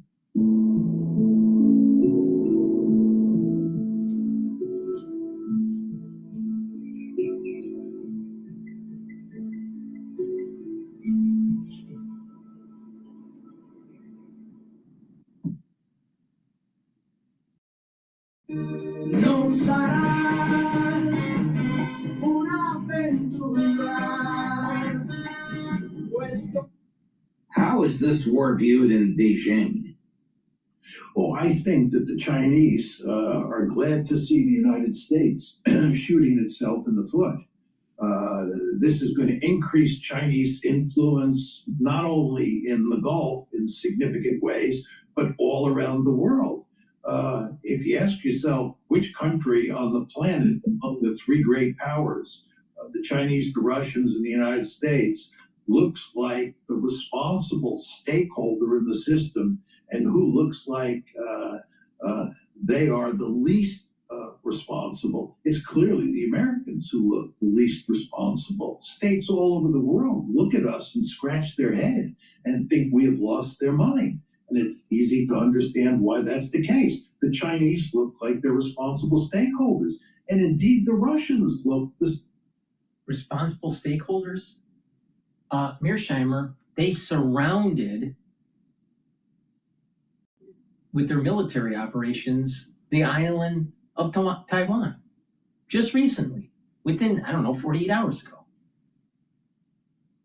Really? Responsible? What about the Uyghurs? Responsible? Responsible citizens of the international community? Really? Okay. See, this guy sounds like he's, for China. Please go to my store, the-studio-reykjavik.com. Get the omega-3. Omega-3 helps to bring down inflammation and helps you to control your lipid profile. This is super important to help to improve your cardiovascular health. It helps to reduce plaque formation. Really important to take every day. Heart disease is one of the largest problems in the United States. The second largest problem is bullshit artists like Mearsheimer. Resveratrol. Resveratrol helps to slow down the aging process. And you would say, how? It's simple. It soaks up free radicals and improves the health of the mitochondria so you have more energy. When you get older, you lose energy because your mitochondria is not as healthy. This helps it. This helps the mitochondria build more ATP so you have more energy. Resveratrol also helps with youthful gene expression, and it helps to get rid of cells that are in senescence. Because if you have cells that are in senescence, they're just sitting there, they're collecting garbage, and so your tissues just continue to collect garbage, especially lipofuscin. You don't want that. That's bad. You get rid of those cells, guess what? You have healthier tissues. So take resveratrol, slow down the aging process. This stacks well with C60 and the Boomer Boost. Resveratrol also helps the basal layer of your skin.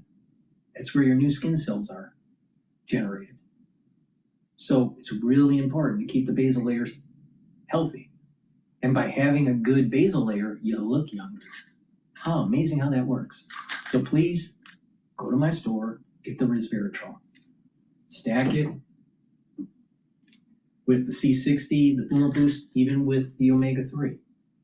Because what this stack does is it's getting youthful gene expression, building up your energy levels, getting rid of cells that are in senescence, and controlling your lipid profile, bringing down inflammation.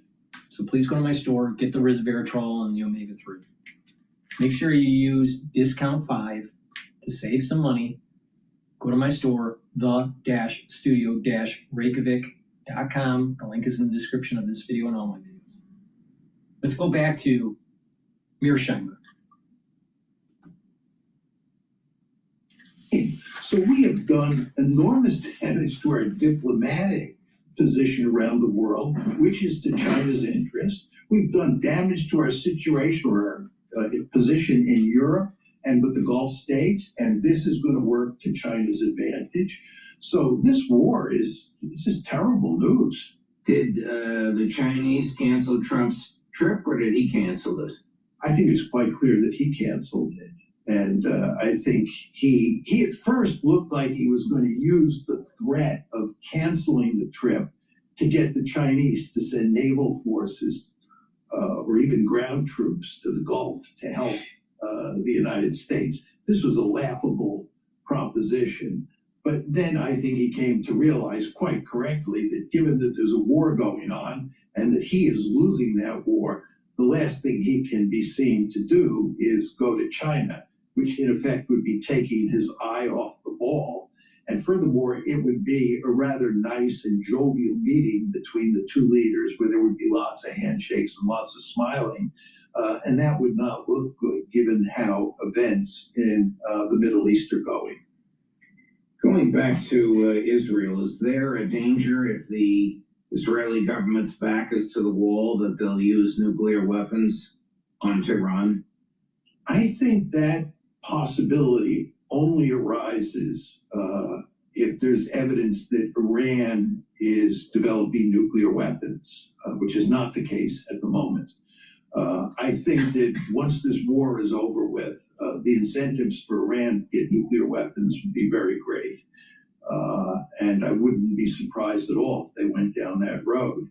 And if the Israelis even suspect that that's the case, and they don't have the IAEA inside of Iran inspecting what the Iranians are doing, I would imagine the Israelis will come up with some worst case scenarios regarding the development of an Iranian bomb. And I think in that circumstance, they may think about using nuclear weapons in a very serious way. I mean, it's quite clear that the Israelis have convinced themselves that Iran is an existential threat. I think for many Israelis, Iran is not much different than Nazi Germany. Wait. Iran is no different than Nazi Germany.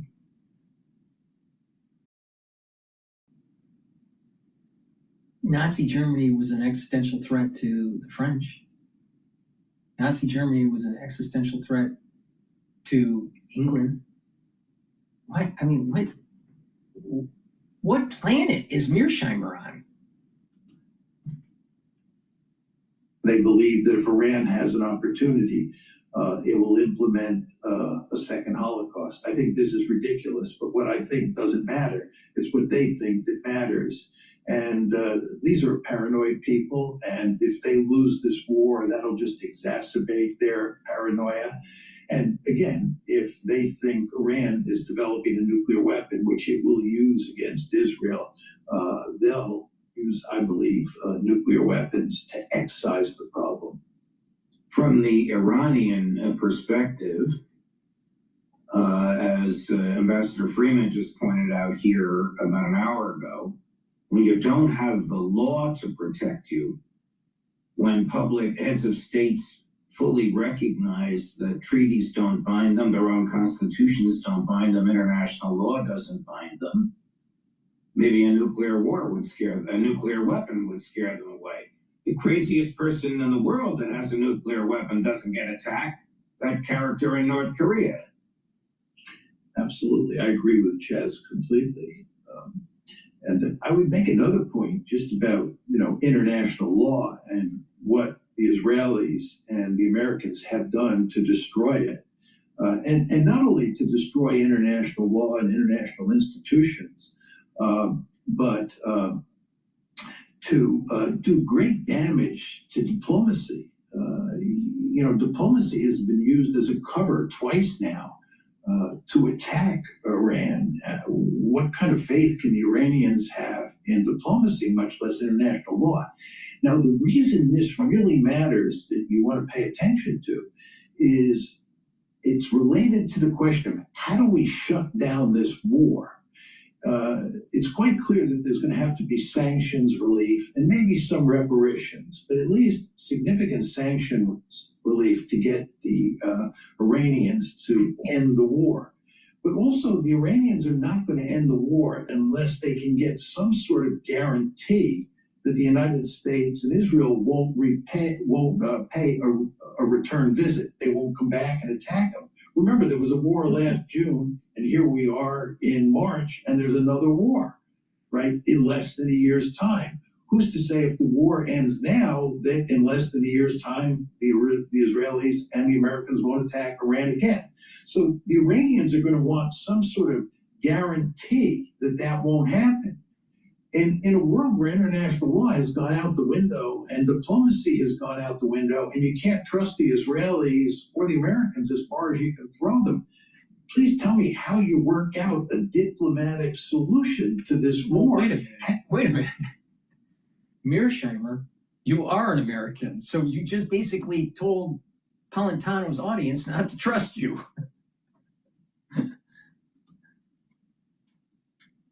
Convince the Iranians that you won't pay them a return visit. So all of this behavior on the part of the Israelis and the Americans is just making it incredibly difficult to figure out how you shut this war down in the end. Wow. With custom homes, breathtaking sights, and neighbors from across the country, Highland Green is the best move you'll ever make.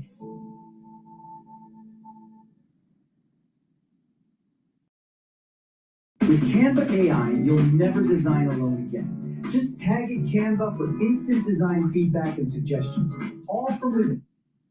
Well, here's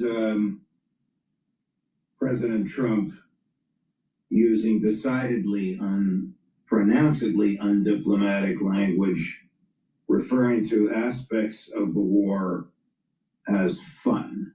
Chris? Together with our Israeli partners, we're crushing the enemy in an overwhelming display of technical skill and military force.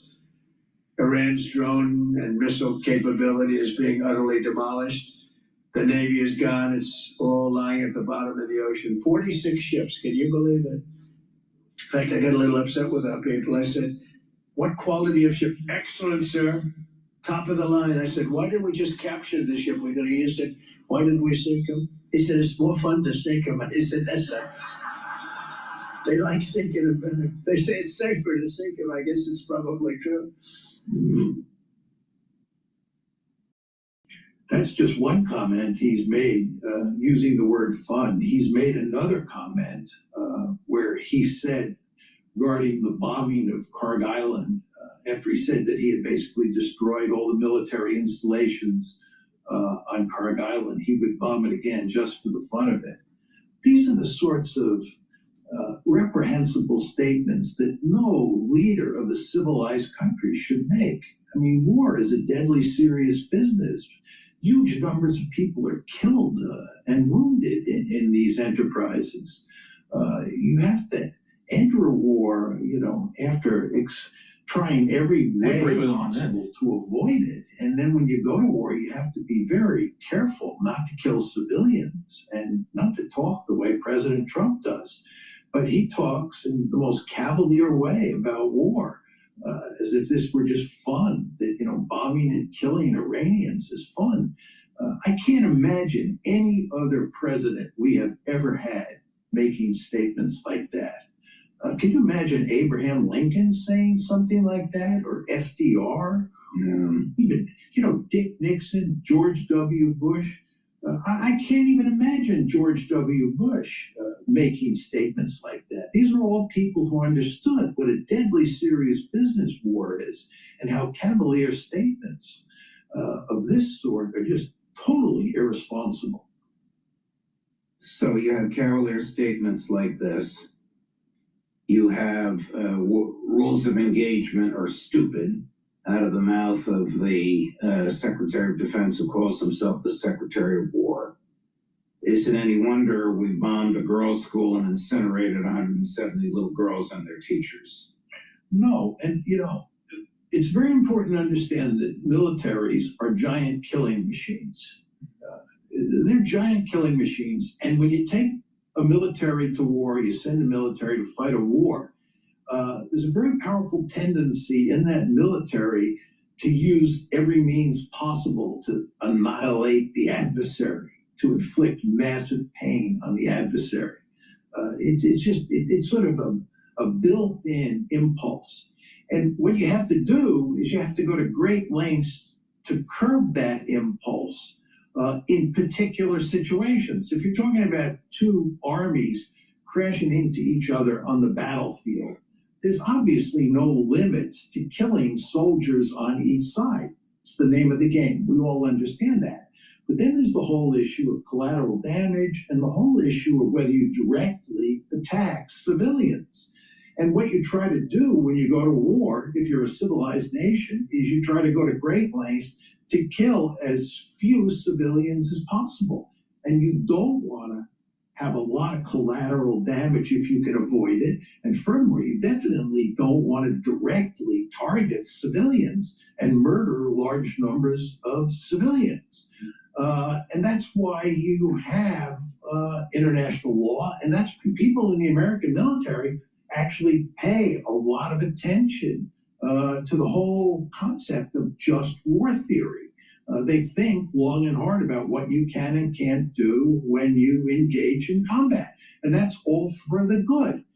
This is not to deny for 1 second that there are significant limits on a country's ability to curb the killing of civilians or the killing of innocents once a war starts. It's a really difficult task to put limits on these giant killing machines. But still work very hard to do that. It's the right thing to do. But if you listen to somebody like Pete Hegseth talk, I mean, it's like he's thrilled at the fact that we're just going to go in there and, you know, kill anybody that gets in our way and smash things and not pay attention to the laws of war. The laws of war are just a giant encumbrance. They prevent us from winning. What we have to do is just do whatever we think is necessary. And if that involves killing massive numbers of civilians, so be it. Well, Professor Mearsheimer, thank you very much. As always, your time and analysis is invaluable to us. And congratulations again on that ground-breaking book, The Israel Lobby and U.S. He's right about the Israeli lobby. It's a problem. But all lobbying groups are a problem. The big agricultural lobby group is a major problem in the United States, and your affordability at the grocery store. So if you're going to pay attention to the whole America First agenda, why isn't it MTG talking about big ag? Please go to my store, the-studio-reykjavik.com, get the Myotrol. Myotrol will help with the gene expression to help to build muscle and to maintain muscle. This prevents atrophy. This is very important to take if you're 40 years of age, male or female, to maintain muscle and to build muscle. Do some resistance training. Take Myotrol. It has polyphenols, flavonoids, and lignans to be able to help with the gene expression to build muscle. Super important to take. If you have joint pain, arthritis, or even a sports injury, take collagen. Collagen will help to remodel the joint. So if you have a problem with your shoulder or elbow or hip, or even with your hands, it's important to take. Take it every day. And what this will do is help to remodel the joint by using type 2 collagen to remodel the cartilage, ACAN to help with the cushioning. It will also block enzymes that reduce the erosion of the joint. So it's going to block those enzymes that are eroding the joint. All right. Those enzymes are MMP3 and MMP13. Collagen also inhibits EP4, which causes pain in the joint. So it's blocking the pain, a pain pathway, but also is blocking additional erosion. So it allows time for your joint to heal. And collagen will help to recruit glucosamine to remodel the cartilage and recruit chondroitin, and chondroitin will help with the cushioning. So you're remodeling the cushioning, you're remodeling the cartilage, you're blocking the pain, and you're also reducing the erosion of the joint called joint rust. All right. So this is really important if you had a problem with sports or if you're just getting older. And also a trick, you take this every day, but another trick is to stack it with the collagen powder that I have. And also, let's say if you have a problem with your wrist, or let's say you have some arthritis in your wrist and you want to remodel your wrist joints. Taking the collagen and the collagen, and then depending on what your pain is, you may have pain for extension. So you may have pain for extension, and there's flexing and extending. So let's say your pain is extension. So let's say you have no pain this way, but you may have pain when you do 90 degrees. All right. So what you might want to do is get to the point where you have the pain and then move a little bit more, maybe another 10 degrees, 10 degrees, and count to 20 seconds. All right. And then release and then do it again. Count to 20 and then release. And do that twice a day or so. And over time, you're going to be able to be more flexible, right? Because you want to remodel the musculature, you want to remodel the tendons and ligaments, and also the actual cartilage and the cushioning of the joint. So you want to stretch it out a little bit. And then over time, for, for example, if it was an elbow, and once you are able to fix that problem over time, you can add light weights and slowly strengthen it. And you're also taking the collagen and the collagen, and you're slowly rebuilding the joint. It's going to take time. It's going to take time, especially if it's something that you've had a problem with for years.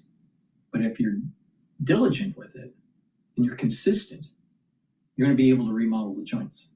So please go to my store, get the collagen, stack with the collagen for a synergistic stacking, but also do those exercises that I just mentioned. It's important to get to the point and then go a little bit beyond, just a little bit.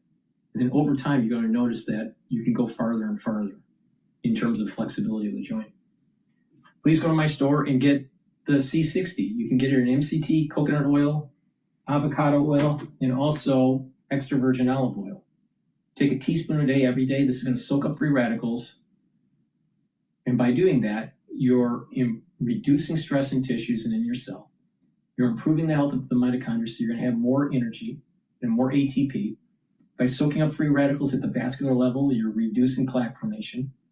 And by soaking up free radicals and bringing down stress in the neuron, your neurons will be healthier. You'll have better positive neuroplasticity. Your dendritic connections will improve, so you're going to be able to think faster and have better memory. You're going to slow down the aging process, and C60 helps with the basal layer to improve your skin. So take this every day. I've been using C60, a teaspoon a day, every day, since 2016. It's very important to take. Now, it stacks well with resveratrol, boomer boost, lignans, ashwagandha root, turmeric, even the max 35 or cleanse. So please go to my store and get the C60. That's the end of my broadcast. Thank you for listening. Please go to my store, the-studio-reykjavik.com. Use discount 5, you get $5 off any order. And you're helping support the work that I do. All these videos that I do are for free. I want you to learn about my perspective on the news, on the financial markets, how you can benefit from the news, and also how to improve your health and wellness. So it's a win-win. If you purchase the products, you're helping the channel, and you're also helping your health and wellness. Thank you for listening, and have a nice day.